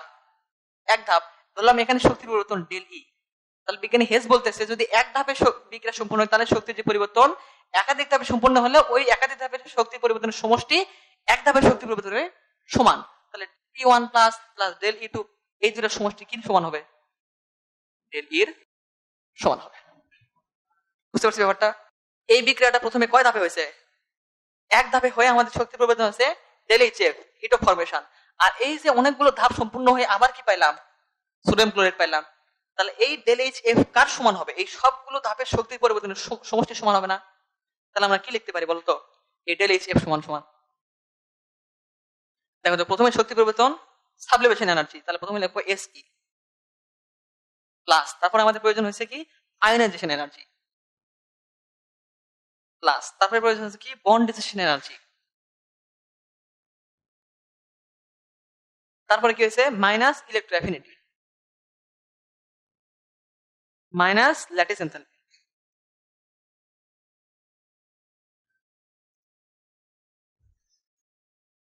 তাহলে বুঝতে পারছি হেসের সূত্রের মাধ্যমে কেমনে লিখলাম এটা। এখন এখানে যদি সবগুলো শক্তির মান দেওয়া থাকে, শুধু ল্যাটিস এনথালপিতে আমাদের অজানা থাকে, তাহলে কি এটা আমরা বের করতে পারবো না? এভাবে আমাদের এই যে সাইকেলের মাধ্যমে আমরা একটা সূত্র ফর্মুলা নিয়েছিলাম, এটা হচ্ছে indirect process to determine lattice enthalpy. দেখো তো, এখান থেকে এটা লেখা আর এখান থেকে এই প্রসেসের মাধ্যমে আসা, এটা পুরো একটা সাইকেলের মতো না? এবং এই সাইকেলকে আমরা বলতেছি বর্ন হেবার সাইকেল। অর্থাৎ এই বর্ন হেবার সাইকেলের মাধ্যমে আমরা এইভাবে ল্যাটিস এনথালপিটা বের করলাম। এটাই হচ্ছে আমাদের সেই ইনডিরেক্ট প্রক্রিয়ার নাম। ওটা ক্লিয়ার হয়েছে না? কারো কোনো কোশ্চেন আছে?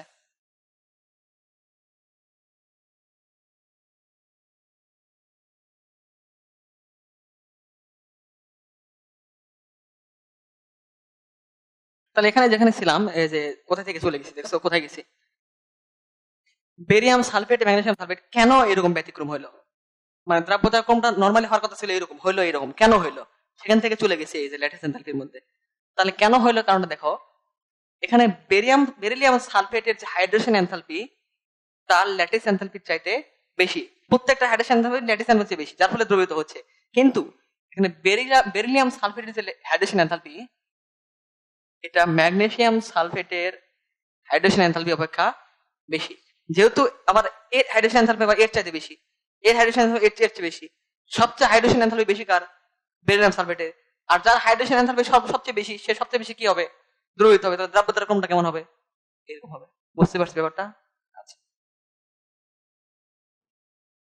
তাহিদ ভাই তোমাদের এই চ্যাপ্টার ক্লাস নিচ্ছে তাই না? কে কি করছে তাহিদ ভাই ক্লাস? আচ্ছা, অনেকেই করছে। আচ্ছা, এরপরে যেটা আমাদের আছে সেটা হচ্ছে সমুদ্রের যে বন্ধনের কয়েকটা থিওরি আছে। দেখো,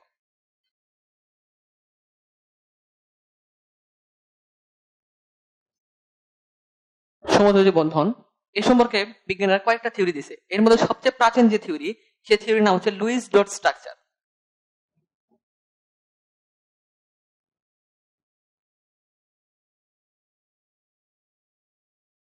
এটা তো সবচেয়ে প্রাচীন থিওরি, বিজ্ঞানীরা সর্বপ্রথম এই থিওরিটা দিছে। তাহলে আমি কেন বললাম তাহিদ ভাই ক্লাস? আমি জানি তাহিদ ভাই এটা পড়াইছে ক্লাসে, তাই না? আচ্ছা, তা আমি একটু পড়াই দিই। লুইস ডট থিওরি স্ট্রাকচার, এটা হচ্ছে সবচেয়ে প্রাচীন থিওরি, কোভ্যালেন্ট যে বন্ড। এরপরে যে থিওরিটা দিছে বিজ্ঞানের সাথে ভিবিটি, এর পুনরূপ কি বলো? Valence bond theory. এরপরে যে থিওরি দিছে বিজ্ঞানীরা সেটার নাম হচ্ছে VSEPR। এই পুনরূপ কি? বেস পেয়ারের পুনরূপ কি? Valence shell electron pair repulsion. Valence shell electron pair repulsion theory. এই থিওরির মাধ্যমে তোমরা সংখ্যায়ন্ত করছো। সংখ্যায়নে দেখো পানির আকৃতি কিরকম হয়, ভি শেপ আকৃতির হয়। লন পেয়ার বিকর্ষণ বেশি, লন পেয়ার বন্ড পেয়ার বিকর্ষণ কম। এটা হচ্ছে VSEPR থিওরির মাধ্যমে ব্যাখ্যা করা হয়। এরপরে বিজ্ঞানের যে থিওরি দিচ্ছে সেটার নাম হচ্ছে MOT মট। এই পুনরূপ কি বলো? Molecular orbital theory. কি theory? Molecular orbital theory.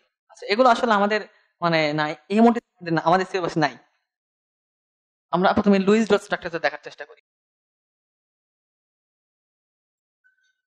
Bond order যখন আমরা বের করি তখন আমাদের MOT-র প্রয়োজন হয়। দেখো Lewis dot structure. Lewis dot structure আঁকানোর আমাদের কয়েকটা নিয়ম আছে। প্রথম শর্ত হচ্ছে আমাদের সেন্ট্রাল অ্যাটম CH প্রকাশ করতেছি, সেন্ট্রাল অ্যাটম ডিটারমাইন। কেন্দ্রীয় মৌলটাকে আমাদের চিহ্নিত করতে হবে প্রথমে। আমাদের 2 নম্বর কাজ হচ্ছে, আচ্ছা সেন্ট্রাল অ্যাটম আমি কিভাবে ডিটারমাইন করতে পারি? সেন্ট্রাল অ্যাটম কাকে বলে বলো? কেন্দ্রীয় মৌল। কোন যৌগে যার অ্যাটমিক নাম্বার সর্বোচ্চ অর্থাৎ জারণ মান সবচেয়ে বেশি সেটা হচ্ছে সেন্ট্রাল অ্যাটম। আচ্ছা, এরপরের কাজ কি? সেন্ট্রাল অ্যাটম ডিটারমাইন করার পরে আমাদের কাজ হচ্ছে আমাদের একটা যৌগ কখন কেন গঠিত হয়, মৌলগুলো যৌগ কেন গঠন করে বলতো? স্টেবিলিটি অর্জন করার জন্য। স্টেবিলিটি কখন অর্জন করবে? যখন তারা অষ্টক পূরণ করবে। অর্থাৎ তাদের অষ্টক পূরণ হবে তখন তারা কি হবে? স্টেবল হবে। তাহলে আমাদের সারাউন্ডিং যে যৌগ এটাকে S দ্বারা প্রকাশ করতেছি, SA। ধরো আমাদের একটা যৌগ আছে অ্যামোনিয়া, এরকম। তাহলে এখানে নাইট্রোজেন হচ্ছে আমাদের সেন্ট্রাল অ্যাটম, আর এগুলোকে আমরা কি বলতেছি? সারাউন্ডিং অ্যাটম, পার্শ্ববর্তী মৌল। তাহলে সারাউন্ডিং অ্যাটম গুলো এগুলোর কি করতে হবে? অষ্টক পূরণ করতে হবে। এগুলোর অষ্টক পূরণ। 3 নাম্বার, সেন্ট্রাল অ্যাটম অষ্টক পূরণ অথবা অষ্টক সম্প্রসারণ। সেন্ট্রাল অ্যাটমে অষ্টক পূরণ হবে অথবা অষ্টক সম্প্রসারণ হবে। অর্থাৎ সেন্ট্রাল অ্যাটম গুলো হয় 8টা হবে ইলেকট্রন অথবা 8-এর বেশি হবে, কখনোই 8-এর কি হবে না? কম হবে না। 4 নাম্বার কাজ হচ্ছে আমাদের সেন্ট্রাল অ্যাটমের সর্বোচ্চ জারণ মান ব্যবহার।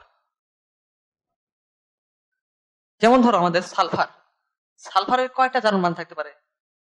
3টা। 2 হতে পারে, 4 হতে পারে, 6 হতে পারে। বলছি সেন্ট্রাল অ্যাটম সর্বোচ্চ জারণ মান ইউজ করবে, তার মানে হয় 4 ইউজ করবে অথবা 6 ইউজ করবে। বুঝতে পারছি ব্যাপারটা?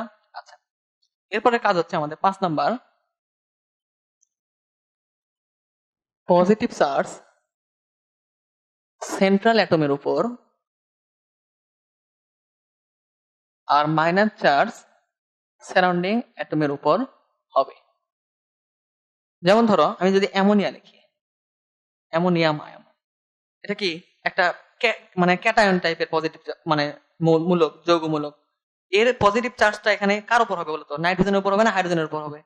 নাইট্রোজেন, কারণ বলছি পজিটিভ চার্জ সেন্ট্রাল অ্যাটমের উপর, এই যৌগের সেন্ট্রাল অ্যাটমকে নাইট্রোজেন। তাহলে এটা যখন স্ট্রাকচার অঙ্কন করব অর্থাৎ এরকম, তখন পজিটিভ চার্জটা এখানে দিতে হবে। যদি কার্বনে টাকায়, এটা কি ধরনের? Negative charge. তাহলে এখানে আমাদের যে নেগেটিভ যে আয়নটা দিব, নেগেটিভ দিব, এটা কোথায় দিব? অক্সিজেনের উপর দিব না কার্বনের উপর? অক্সিজেনের উপর, কারণ নেগেটিভ চার্জটা কোথায় দিতে হয়? সারাউন্ডিং। আর পজিটিভ চার্জ সেন্ট্রাল অ্যাটমের উপর। বুঝতে পারছি ব্যাপারটা? আচ্ছা, এটা গেল আমাদের মোটামুটি নিয়ম। যেহেতু তাওহিদ ভাই আলোচনা করছে, আমি একটু সংক্ষেপে আলোচনা করে শেষ করে দিচ্ছি। এরপর আছে আমাদের ফর্মুলা।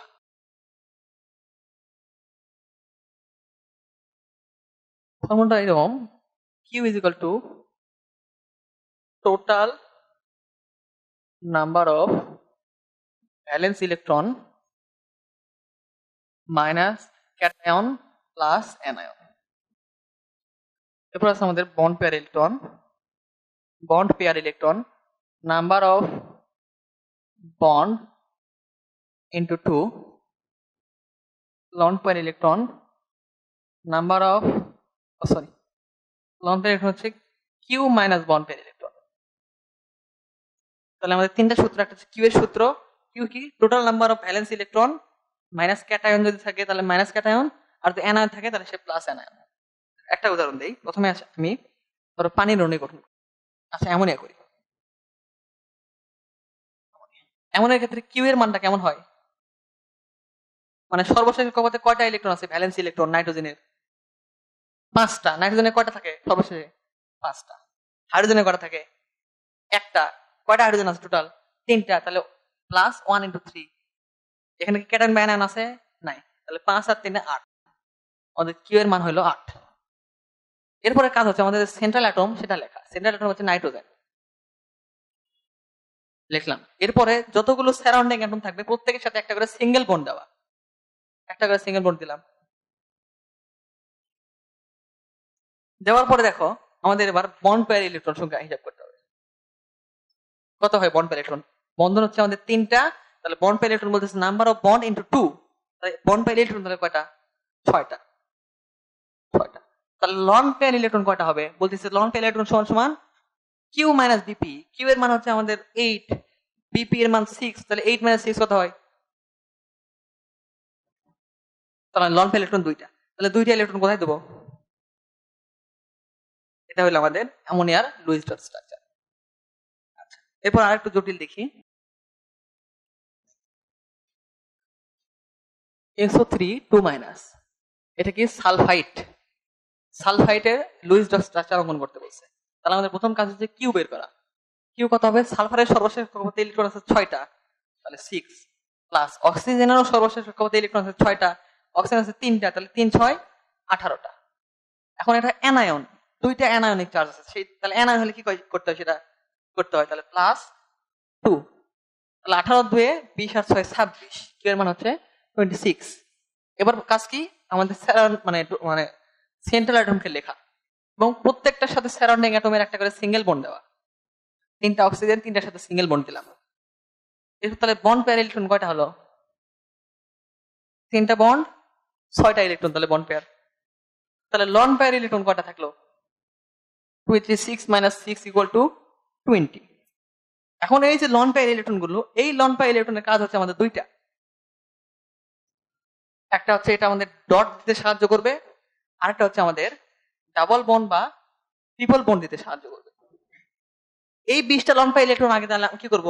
আমরা নরমালি আগে সারাউন্ডিং অ্যাটম, আমি যে নিয়মগুলো বলছিলাম, আমাদের প্রথম নিয়ম ছিল সারাউন্ডিং অ্যাটমের অক্টেট পূরণ হবে, তারপরে বলছিলাম যে আমাদের কেন্দ্রীয় মৌল অক্টেট পূরণ হবে। তার মানে আমাদের প্রথম কাজ হচ্ছে সারাউন্ডিং মৌলের অক্টেট পূরণ করা। তাহলে সারাউন্ডিং মৌল অক্সিজেন গুলো অক্টেট পূরণ করো, এখানে আছে 2টা, তাহলে আরো 6টা লাগবে। পূরণ হয়েছে 8। প্রত্যেকটা অষ্টক পূরণ করলাম। তাহলে 20টার মধ্যে আমরা কয়টা ইউজ করছি বলো তো? 18টা ইউজ করছি। তাহলে আমাদের হাতে আরো কয়টা আছে? এই দুটো তাহলে কোথায় দেবো এবার? সালফারের উপরে। আচ্ছা, আমাদের কাজ কি শেষ হয়েছে? হয়নি। কেন হয়নি দেখো, আমরা বলছিলাম যে কেন্দ্রীয় মৌল সর্বোচ্চ 4 মান ইউজ করবে। সালফার কি কি 4 মান ইউজ করে? 2 4 আর 6। 3 কি কখনো সালফার ইউজ করে? কিন্তু এখানে কয়টা হয়েছে? 3। তার মানে এটা হয়নি। এখন আমাদের কি করতে হবে দেখো, এই যে 2টা ইলেকট্রন, আমার জানি কি একটা বন্ধন মানে কয়টা ইলেকট্রন? 2টা ইলেকট্রন। তাহলে এই 2টা ইলেকট্রন কি করলো? এখানে একটা বন্ধন গঠন করলো। এবার কত হয়েছে? 4 হয়েছে। এটা কিন্তু এবার সঠিক। অষ্টক পূরণ আছে সবার, আমাদের বন্ধনও ঠিক আছে। কিন্তু এখন দেখো এখানে 2 মাইনাস আছে। মাইনাস সবার কি বলছিলাম? মাইনাস সবসময় সারাউন্ডিং অ্যাটমে দিতে হবে, আর প্লাস কোথায়? সেন্ট্রাল অ্যাটমে। তার মানে মাইনাস আমরা কোথায় দিব? অক্সিজেনের উপরে দিব। তো আমাদের মাইনাস 2টা, অক্সিজেন আছে 3টা, তাহলে কোন কোন অক্সিজেনের উপর দিব আমরা কেমনে বুঝবো? হুম, সিঙ্গেল বন্ড গুলোতে দিব। কেন সিঙ্গেল বন্ড গুলোতে দিব? কারণ কি? কারণ হচ্ছে অক্সিজেনের আমাদের সর্বশেষ কক্ষপথে কয়টি ইলেকট্রন থাকার কথা? 6টা। 6টা ছিল শুরুতে, 6টা থাকার কথা। এখানে দেখো তো অক্সিজেন যখন ইলেকট্রন শেয়ার করছে, তখন এটা অক্সিজেনের আর এটা কার? সালফারের। এটা অক্সিজেনের, এটা কার? সালফারের। এটা সালফারের, এটা অক্সিজেনের। ব্যাপারটা এটাও তাই। এখন এই অক্সিজেনের ক্ষেত্রে তাহলে ইলেকট্রন কয়টা আছে দেখো তো? 1 2 3 4 5 6 7। অক্সিজেনের ইলেকট্রন তাহলে কয়টা হলো? 7টা। থাকার কথা ছিল কয়টা? 6টা। একটা ইলেকট্রন তাহলে কি হয়েছে? ইলেকট্রন মানে কি? Negative charge. তাহলে যেহেতু ইলেকট্রন বেশি হয়েছে, তাহলে এখানে কেউ একটা নেগেটিভ চার্জ হবে। আবার এই অক্সিজেন দেখো, এখানেও থাকার কথা ছিল আমাদের কয়টা? 6টা। কয়টা আছে? 1 2 3 4 5 6, এই যে একটা 7। তাহলে এখানে একটা কি হয়েছে? বেশি হয়েছে। তাহলে এখানে কি হবে একটা? এখানে কি হবে দেখো তো? এখানে ইলেকট্রন থাকার কথা ছিল 6টা। কয়টা আছে? 1 2 3 4, এই একটা অক্সিজেনের, এই একটা অক্সিজেনের, 6টা। তাহলে 6টা থাকার কথা ছিল, 6টাই আছে। তাহলে কি হলো এটা? কোনো চার্জই হবে না। সালফারের দেখো তো কি অবস্থা? সালফারের কয়টা ইলেকট্রন থাকার কথা ছিল সর্বশেষ কক্ষপথে? 6টা। এর কয়টা আছে দেখো? এটা একটা সালফারের, এটা একটা, এটা একটা, এটা একটা, এই দুইটা। তাহলে 1 2 3 4 5 6। তার মানে এরও ফুলফিল হয়েছে, এই জন্য এরও কোনো পজিটিভ বা নেগেটিভ চার্জ হবে না। তাহলে এটা হলো আমাদের সালফাইড আয়নের লুইস ডট স্ট্রাকচার। বুঝতে পারছি সবাই?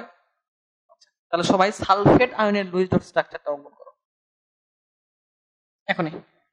সালফেট।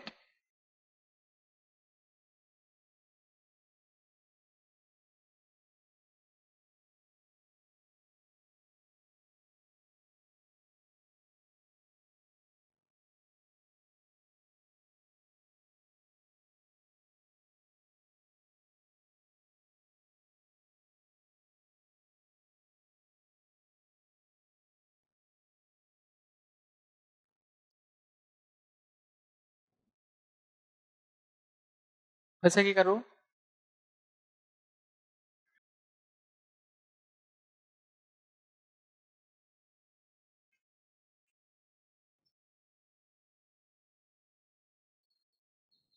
আর কারু?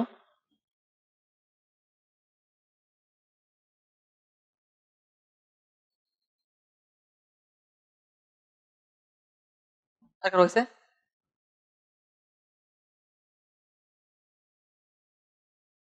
মাইনাস জানি কেন?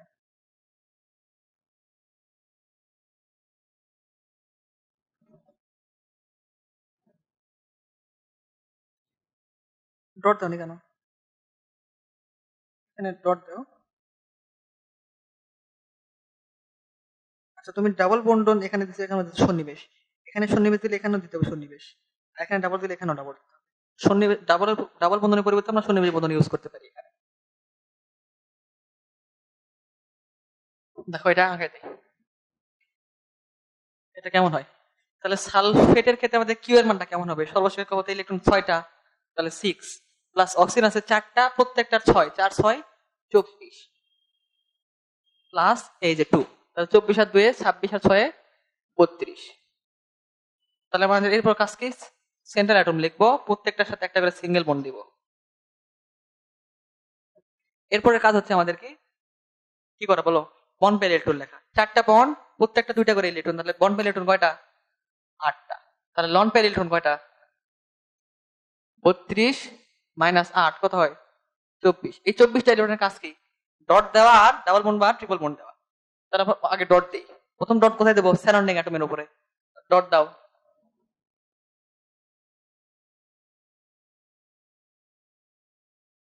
দিলাম। এরপর কয়টা হয়েছে ডট দেওয়া? 24টা হয়েছে না? 3 আসছে। আচ্ছা 24, 4 6 24টা হয়েছে। এখন দেখো, কিন্তু সালফার সর্বোচ্চ কত যোজনী ইউজ করতে পারে? 6। এখানে কত ইউজ করছে? 4। এখানে আরো এক যোজনী, আরো 2 যোজনী ইউজ করার সুযোগ আছে। এই দুইটা মিলে যদি আমি এখানে দিয়ে দিই একটা বন্ধন, আবার এই দুইটা মিলে যদি এখানে দিয়ে দিই বন্ধন, তাহলে কি সম্ভব নয়? তাহলে এবার কত হয়েছে? 6। আমাদের সব কমপ্লিট, এখন মাইনাস দেওয়ার পালা। মাইনাস কেমনে দিব দেখো? এখানে ইলেকট্রন আছে কটা? 1 2 3 4 5 6, এই একটা 7। এখানে একটা বেশি হয়েছে, তাহলে এখানে কি দেবো? একটা মাইনাস। দেখো 1 2 3 4 5 6, এই একটা, এই একটা, তো 7, 7 এর জন্য একটা কি মাইনাস। এটা দেখো 1 2 3 4 5 6 কমপ্লিট দেওয়া লাগতেছে না। 1 2 3 4 5 6, এরও 6 হয়েছে, তার মানে দেওয়া লাগতেছে না। বুঝতে পারছি ব্যাপারটা? আচ্ছা, এই হলো মোটামুটি। তাহলে এখানে প্লাস মাইনাস দিতে হচ্ছে না, এখানে মাইনাস। তাহলে এটা আমাদের মোটামুটি সালফেট আয়নের স্ট্রাকচার। কিন্তু এখানে একটু ভুল আছে। ভুলটা কেমন? এই স্ট্রাকচারটা আমরা নরমালি লুজ ডট স্ট্রাকচার মাধ্যমে আঁকাচ্ছি, এই জন্য এরকম হচ্ছে। কিন্তু প্রকৃতপক্ষে তুমি যদি সালফেটের আকার দেখো, আকৃতি দেখো, ব্যাপারটা এরকম নয়। সালফেটের যদি সংকর আয়ন করে আমরা পাই sp3 সংকর আয়ন। কেমন পাই? sp3। আর sp3 সংকরণের ক্ষেত্রে আমরা জানি আকারটা কেমন হয়? চতুস্তলকীয়। কিন্তু এটা কি চতুস্তলকীয় আঁকাইছি? তাহলে ব্যাপারটা প্রকৃতপক্ষে কেমন?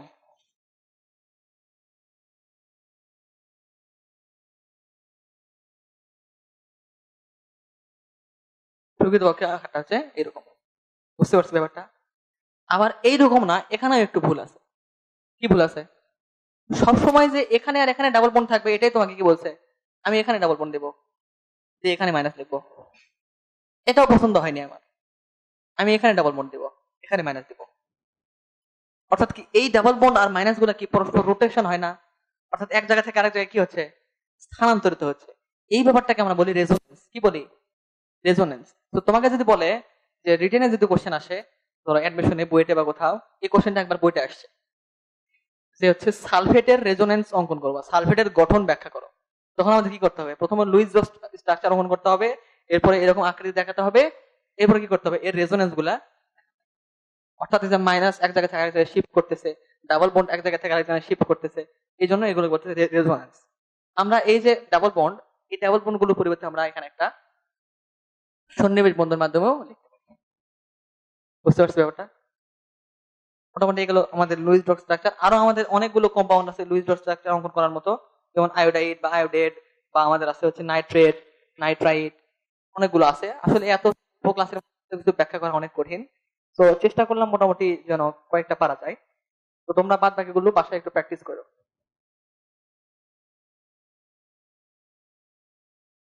আচ্ছা, এবার আমরা পড়বো হচ্ছে সংকরায়ন।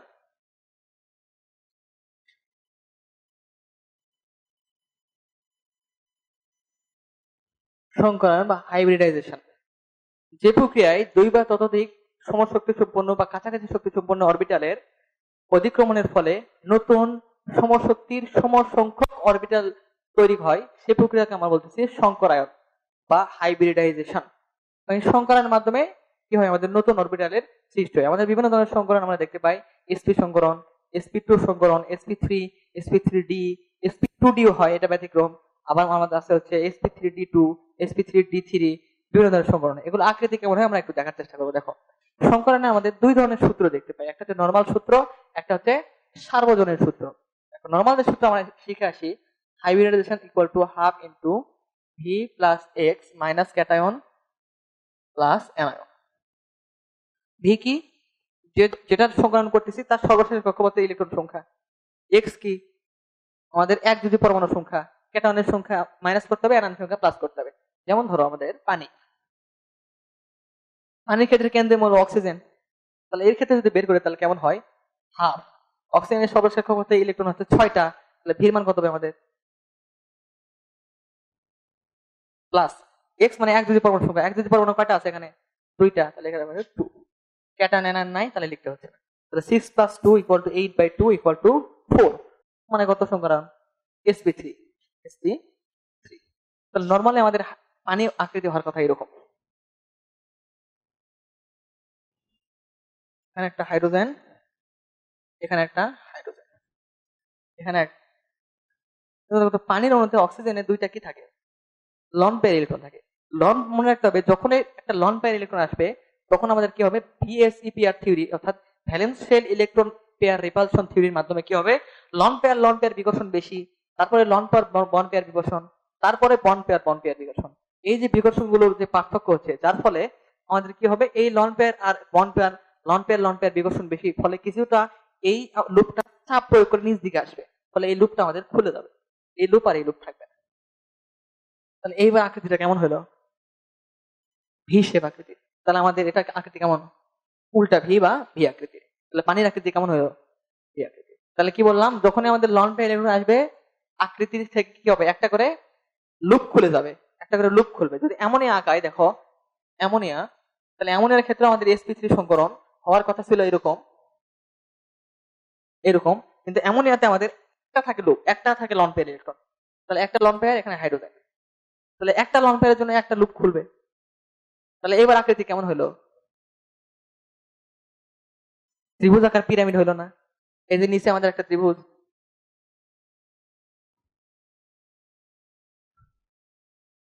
এই আকৃতি হয়েছে না? ত্রিভুজ আকার পিরামিড আকৃতি। বুঝতে পারছি ব্যাপারটা? এবং প্রত্যেক লন পেয়ার ইলেকট্রনের জন্য প্রায় 2.5 ডিগ্রি করে কোণ হ্রাস পায়। sp3 সংকরণে আমরা জানি 109.5 ডিগ্রি বা 109 ডিগ্রি 28 মিনিট। তাহলে এখান থেকে যদি 2.5 ডিগ্রি হ্রাস পায়, তাহলে অ্যামোনিয়ার ক্ষেত্রে কোণ কেমন হবে? 107 ডিগ্রি। পানির ক্ষেত্রে কেমন হবে? আরো 2.5 হ্রাস, তাহলে 104.5 ডিগ্রির মতো, 104 ডিগ্রির মতো। বুঝতে পারছি ব্যাপারটা? আচ্ছা, এবার দেখ আমাদের sp3 গেল। আরো যেগুলো আছে sp বা sp2 কার্বন ডাইঅক্সাইড sp হয়। হ্যাঁ, আরো তোমার যেগুলো আছে তোমরা এগুলো নর্মালি পারবা, BCl3 বোরন ট্রাইক্লোরাইড এগুলো sp2 হয়, এগুলো পারবা। আর আমাদের যে ইম্পর্টেন্ট আছে এটা নরমাল নরমাল সূত্র গেল। এবার যেটা আছে সার্বজনীন সূত্র। সার্বজনীন সূত্রটা হাইব্রিডেশন হচ্ছে এরকম, number of sigma bond plus number of lone pair electron, অর্থাৎ number of sigma bond plus number of lone pair electron, এর দুটোর সমষ্টি হবে আমাদের হাইব্রিডাইজেশনের সমান। উদাহরণ দিই, দেখো পানির ক্ষেত্রেই পানির অণু যদি আঁকা এরকম হয় অক্সিজেন, এর জন্য আমাদের আগে লুইস ডট স্ট্রাকচার আঁকার শেখা লাগবে। এখানে দুটো লন পেয়ার ইলেকট্রন থাকে, তাহলে অক্সিজেনের ক্ষেত্রে যদি হাইব্রিডাইজেশন বের করতে চাই, তাহলে কি নাম্বার অফ সিগমা বন্ড কয়টা আছে অক্সিজেনের সাথে? দুইটা, তাহলে এখানে হবে 2 plus number of lone pair electron কয়টা? এটা একটা দুইটা, তাহলে লন পেয়ার ইলেকট্রন হচ্ছে আমাদের দুইটা, 2 2 সমান সমান 4, 4 মানে কি sp3, তার মানে এভাবে আমরা sp3 বের করতে পারি। এখন যদি তোমাকে বলে CH3OH, এখানে আমাদের যদি কার্বনের ক্ষেত্রে সংকরণ বের করতে বললে আমরা কিন্তু সহজেই half into V plus x minus cation plus anion দিয়ে করতে পারবো, অনেক সময় করা যায়। কিন্তু তুমি যদি অক্সিজেনের ক্ষেত্রে করতে চাও তখন আর করতে পারবে না। অর্থাৎ আমরা এই সূত্রের মাধ্যমে শুধুমাত্র সেন্ট্রাল অ্যাটমের হাইব্রিডাইজেশনটা সহজে বের করতে পারি। যখন এই সারাউন্ডিং বা আশেপাশের যে মৌলগুলো আছে সেগুলো যদি সংকরণ বের করতে চাও তখন ওটা আর কাজ করতে পারবে না, তখন তোমাকে এই সূত্রের সাহায্য নিতে হবে। তাহলে দেখো তো এই অক্সিজেনে যদি আমি বের করতে সংকরণ, তাহলে কেমন হয়? এই অক্সিজেনে কয়টা থাকবে? 1 2 3 4 5 6 7 8, দুইটা থাকবে আমাদের লন পেয়ার ইলেকট্রন। তাহলে এই অক্সিজেনের সংকরণ কেমন হবে? Hybridization. Number of sigma bond, অক্সিজেনের সাথে সিগমা বন্ড কয়টা আছে? দুইটা, এটা একটা, তাহলে 2 প্লাস লন পেয়ার ইলেকট্রন কয়টা আছে? দুইটা, 2 সমান সমান 4, তার মানে sp3। কারণ এই অক্সিজেনের সংকরণ হচ্ছে sp3 সংকরণ। বুঝতে পারছো ব্যাপারটা? এরপরে আমাদের যেগুলো আছে সেগুলো হচ্ছে একটু দেখার চেষ্টা করি, এগুলো আকৃতি একটু জটিল। sp3d, sp3d এর আকৃতি কেমন হয়? PCl5 half into H equal to half into ফসফরাসের সর্বশেষ ক্ষমতা ইলেকট্রন হচ্ছে 5টা, 5 প্লাস ক্লোরিন 5টা, 5 প্লাস 10/2 মানে 5, 5 মানে হচ্ছে sp3d। এর আকৃতি কেমন হবে কেমনে বুঝবো? 5 কে 2 ভাগ করব, 3 প্লাস 2, তার মানে আমাদের একটা ত্রিভুজ থাকবে, ত্রিভুজের উপর একটা পিরামিড, নিচে একটা পিরামিড। এটা দ্বারা বোঝাবো আমরা কি বেস, আর এটা দ্বারা বোঝাবো কয়টা পিরামিড। তাহলে আমাদের আকৃতিটা এরকম ত্রিভুজ আকার দ্বি পিরামিডীয়।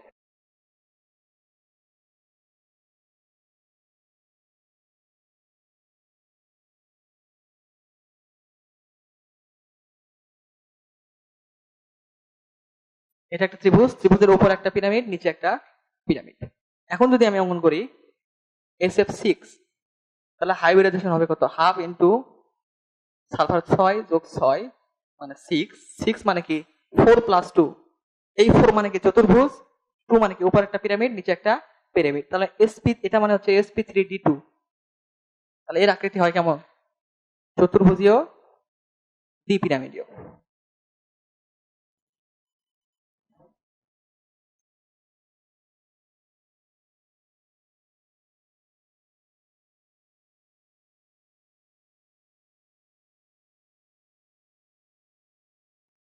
এটা একটা চতুর্ভুজ, চতুর্ভুজের উপর একটা পিরামিড, নিচ দিকে একটা পিরামিড। এটা আরেকটা নাম আছে, যেটা 8টা তল, প্রত্যেকটা চতুর্ভুজ 4টা করে তল, উপরে 4 তল, উপরে নিচে 4 তল, 4 আর 4 8টা তল, এবং তলগুলো সব সমান, তাহলে এগুলো বলা হয় অষ্টতলকীয়। কি বলা হয়? অষ্টতলকীয়, এটা বলে অষ্টতলকীয়। আচ্ছা, এবার দেখা ব্যাপারটা, এই যে প্রথম উদাহরণ দিচ্ছি PCl5, এখন যদি আমি বলি SF4, এর সংকরণটা কেমন হয় দেখো। এটা সংকরণ হচ্ছে হাফ ইন্টু সালফারের সর্বশেষ ক্ষমতা ইলেকট্রন 6টা যোগ 4, 6 4 10/2 মানে 5, এটাও 5, এটাও 5, 5 মানে কি sp3d। sp3d নরমালি কেমন হওয়ার কথা ছিল? ত্রিভুজাকার দ্বি পিরামিডীয়, কিন্তু এটার একটু ব্যাখ্যা করে দেখো, এটা আকৃতি কেমন? এরকম হাইড্রোজেন ফ্লোরিন, কিন্তু সালফারের সর্বশেষ ক্ষমতা ইলেকট্রন ছিল 6টা, এখানে আছে 4টা, 1 2 3 4, তার মানে এখানে আরো 2টা আছে, তাহলে একটা লন পেয়ার ইলেকট্রন আছে, এখানে একটা লন পেয়ার ইলেকট্রন আছে। আর লন পেয়ার ইলেকট্রন থাকলে কি বলছিলাম? লন পেয়ার ইলেকট্রন একটা একটা করে লুপ খুলে যায়। তাহলে দেখো তো এখানে কি হবে? একটা লুপ খুলে যাবে, নিচ থেকে লুপ খুলে যাবে। এবার আকৃতিটা কেমন হলো? নিচে একটা ত্রিভুজ, উপর একটা পিরামিড, ত্রিভুজ আকার পিরামিড। কিন্তু কাজটা শেষ হয়নি। কেন শেষ হয়নি? যখন আমাদের এই sp3d sp3d2 sp3d3 এই ধরনের সংকরণ হবে, তখন যদি আমাদের বেসটা আমাদের ত্রিভুজ, পঞ্চভুজ, সপ্তভুজ এই ধরনের বিজোড় সংখ্যা হয়, সেক্ষেত্রে লুপ খোলার পাশাপাশি আমাদের একটা করে লুপ চাপ দিয়ে নিচ দিকে প্রবেশ করবে। কি বললাম? যদি আমাদের এই ডি আসে, সংকরণে কি আসে, ডি আসে, তাহলে আকৃতি কেমন হয়? হয় ত্রিভুজাকার দ্বিপিরামিড বা অষ্টতলকীয় বা পঞ্চভুজীয় দ্বিপিরামিডীয়। এক্ষেত্রে যদি একটা করে লন পেয়ার ইলেকট্রন আসে, তাহলে নিয়ম হচ্ছে একটা করে লুপ খুলবে, আর কি হবে, একটা করে লুপ চাপ দিয়ে ভিতর দিকে প্রবেশ করবে। যদি বিজোড় বেজ হয়, এখানে ত্রিভুজটা দেখো তো, ত্রিভুজ বিজোড় সংখ্যা না জোড় সংখ্যা? যেহেতু এটা ত্রিভুজ, তার মানে বিজোড় সংখ্যা, তাহলে এখানে একটা লুপ খুললাম, পাশাপাশি কি হবে, একটা লুপ চাপ দিয়ে ভিতর দিকে প্রবেশ করবে। তাহলে এই লুপটা যদি চাপ দিয়ে ওই দিকে প্রবেশ করে, তাহলে ব্যাপারটা হবে এরকম।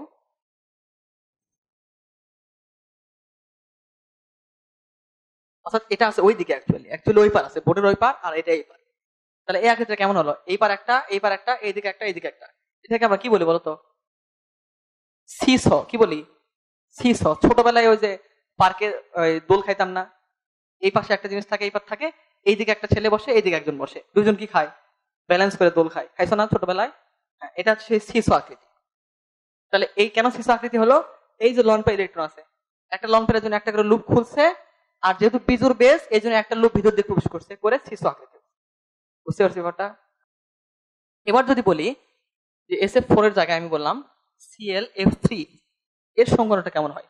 তাহলে এর হাইব্রিডাইজেশন হবে হচ্ছে আমাদের হাফ ক্লোরিনের সবার সংখ্যা হতে 7টা যোগ 3, 7 থেকে 10/2 মানে 5, এরও 5, তার মানে এরও কি sp3d, এরও কেমন হওয়ার কথা ছিল, ত্রিভুজাকার দ্বিপিরামিড। কিন্তু ক্লোরিন ট্রাইফ্লোরাইডের যদি তুমি আকৃতি আঁকো, তাহলে দেখবা ক্লোরিনে 2টা লন পেয়ার ইলেকট্রন থাকে। তাহলে একটা লন পেয়ার ইলেকট্রনের জন্য একটা বেস খুলছে, খুলে কি হয়েছে, সিসো আকৃতি হয়েছে। এবার আরেকটা ইলেকট্রন আছে লন পেয়ার, এর জন্য কি হবে, আরেকটা লুপ খুলবে। তাহলে এইবার এটার আকৃতি কেমন হয়েছে দেখো তো, এরকম হয়নি? তাহলে ClF3 এর আকৃতি কি বলতে পারবো? বুঝতে পারছো ব্যাপারটা? তাহলে এটা আমাদের ClF3 কেন হলো? 2টা লন পেয়ার ইলেকট্রন থাকার কারণে ClF3 টি শেপ। এবার যদি বলি জেনন ডাইফ্লোরাইড, এটা তুমি দেখো, এটার সংকরান্ন হয় আমাদের sp3d, কিন্তু এখানে লন পেয়ার ইলেকট্রন থাকে 3টা। তাহলে 3টা মানে কি, এখানে 2টার জন্য 2টা লুপ খুলছে, এখানে তাহলে কি আরেকটা লুপ খুলবে। তাহলে এইবার এটা কি আকৃতি হয়েছে, সরলরৈখিক আকৃতি, মধ্যবর্তী কোণ 180। তোমরা যদি বই খোলো তাহলে দেখবা xenon difluoride, xenon টেট্রাফ্লোরাইড, xenon hexafluoride, 3 ধরনের যৌগ গঠিত হয়। এক্সেপশনাল, জেনন যদিও যৌগ গঠন করার কথা নয়, কিন্তু তবুও করে। এই 3টা এক্সেপশনাল, এবং 3টার ক্ষেত্রে আকৃতিটা এমন হয়। আমি যখন পড়ছিলাম তখন দেখতাম যে জেনন ডাইফ্লোরাইডের সংকরণ হচ্ছে আমাদের sp3d, অথচ আকৃতি হচ্ছে সরলরৈখিক। আকৃতি হওয়ার কথা ত্রিভুজাকার দ্বিপিরামিডে হচ্ছে সরলরৈখিক, কেন হচ্ছে? তখন আমি ব্যাপারটা বুঝতে পারিনি এবং উত্তরও পাইনি তখন। পরবর্তীতে ব্যাপারটা যখন এভাবে ক্লিয়ার হইলাম যে এভাবে লন পেয়ার ইলেকট্রনের কারণে ব্যাপারটা হয়, তখন আমার কাছে ক্লিয়ার হয়েছে। বুঝতে পারছি ব্যাপারটা?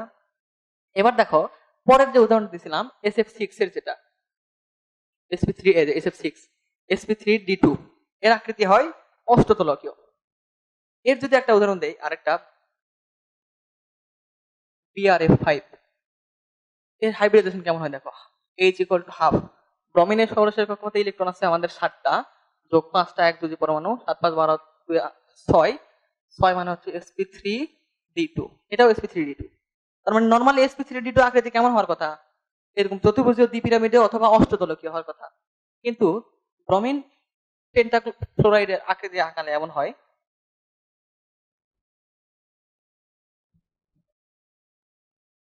1 2 3 4 5, ব্রোমিনের 5টা ইলেকট্রন ইউজ হয়েছে, কিন্তু ব্রোমিনের সর্বশেষ কক্ষপথে ইলেকট্রন ছিল 7টা, 5টা ইউজ হয়েছে, তার মানে আরো 2টা আছে, সেই 2টা কি লন পেয়ার ইলেকট্রন। তার মানে এর উপরে একটা লন পেয়ার ইলেকট্রন আছে। যখন লন পেয়ার ইলেকট্রন থাকে তখন কি হয়, একটা করে লুপ খোলে। তাহলে এখান থেকে কি হবে, এই লুপটা খুলে যাবে, নিচের এই লুপটা মনে করো খুলে গেল। তাহলে আকৃতিটা কেমন হলো, চতুর্ভুজীয় পিরামিডীয়। এটা দেখো তো, এই যে বেস, এই বেসটা কি আমাদের ত্রিভুজ, পঞ্চভুজ নাকি চতুর্ভুজ? চতুর্ভুজ কি জোড় সংখ্যা না বিজোড় সংখ্যা? বলছিলাম বিজোড় সংখ্যা যদি হয় তাহলে লুপ খুলবে, প্লাস চাপ দিয়ে একটা লুপ নিচ দিয়ে প্রবেশ করবে। কিন্তু এটা কি জোড় সংখ্যা না বিজোড় সংখ্যা? সুতরাং এখানে শুধু লুপ খুলবে, এখানে কোনো চাপাচাপি করবে না। তাহলে এর আকৃতি হবে আমাদের চতুর্ভুজাকার পিরামিডীয়। বুঝতে পারছি? এরপরে যদি একটা উদাহরণ দেই, XeF 4 যেন টেট্রাফ্লোরাইড। এর ক্ষেত্রে দেখো সমীকরণটা কেমন হয়, half into 8 plus 4 equal to 6, তার মানে sp3d2, এটাও sp3d2। কিন্তু এখানে দেখবা জেননের সর্বশেষ পদে ইলেকট্রন কটা ছিল, জেনন একটা ফ্লোরিন দাও, জেননের সর্বশেষ কক্ষপথে ইলেকট্রন ছিল 8টা, ইউজ হয়েছে কটা, 1 2 3 4, আরো 4টা বাকি আছে। তার মানে কি আমাদের 4টা কি থাকবে, লন পেয়ার ইলেকট্রন, 2টা লন পেয়ার ইলেকট্রন। একটা লন পেয়ার ইলেকট্রনের জন্য যদি একটা লুপ খুলে চতুর্ভুজাকার পিরামিডীয় হয়, শুধু পিরামিডীয় হয়, তাহলে আরেকটা লন পেয়ার ইলেকট্রনের জন্য কি হবে, আমাদের আরেকটা লুপ খুলবে না। তাহলে এবার কি হলো, আমাদের আরেকটা লুপ খুললো। তাহলে এইবার আকৃতিটা কেমন থাকলো, শুধু একটা চতুর্ভুজ থাকলো না, তাহলে আকৃতিটা কেমন, চতুর্ভুজীয়, সমতলীয় চতুর্ভুজীয়। ব্যাপারটা ক্লিয়ার হয়েছে? আচ্ছা, মোটামুটি গেল। আর হচ্ছে আরেকটা আছে আমাদের IF7, এর সংখ্যাটা কেমন হয়, হাফ ইন্টু আই সর্বশেষ কক্ষপথে ইলেকট্রন আছে 7টা যোগ 7, তাহলে 7 7 14/2 মানে 7, 7 মানে লিখতে পারি 5 প্লাস 2 sp3d3। 5 হচ্ছে আমাদের বেস, 2 হচ্ছে পিরামিড, তার মানে পঞ্চভুজীয় দ্বিপিরামিডীয়। তাহলে IF7 এর আকৃতি কেমন হবে, পঞ্চভুজীয় দ্বিপিরামিডীয়। ব্যাপারটা একটু দেখো,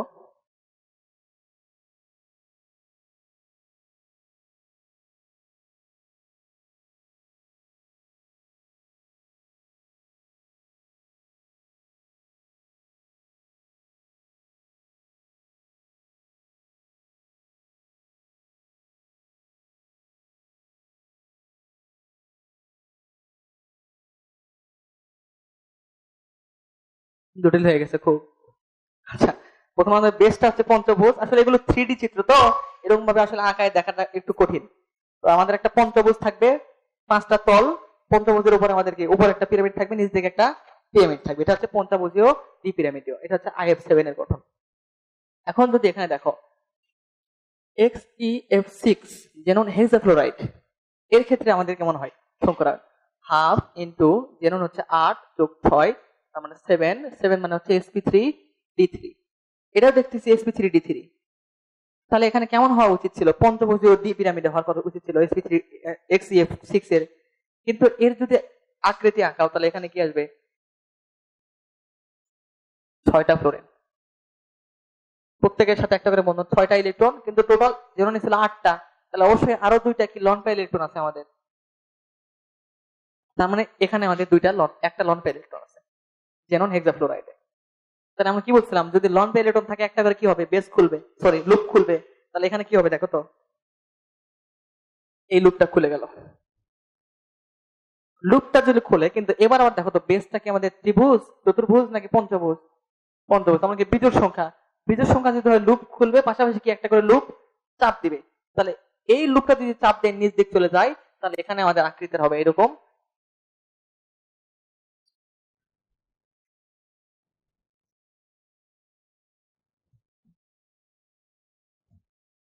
কেমন আকৃতি বলো, চতুর্ভুজীয় দ্বিপিরামিডীয়।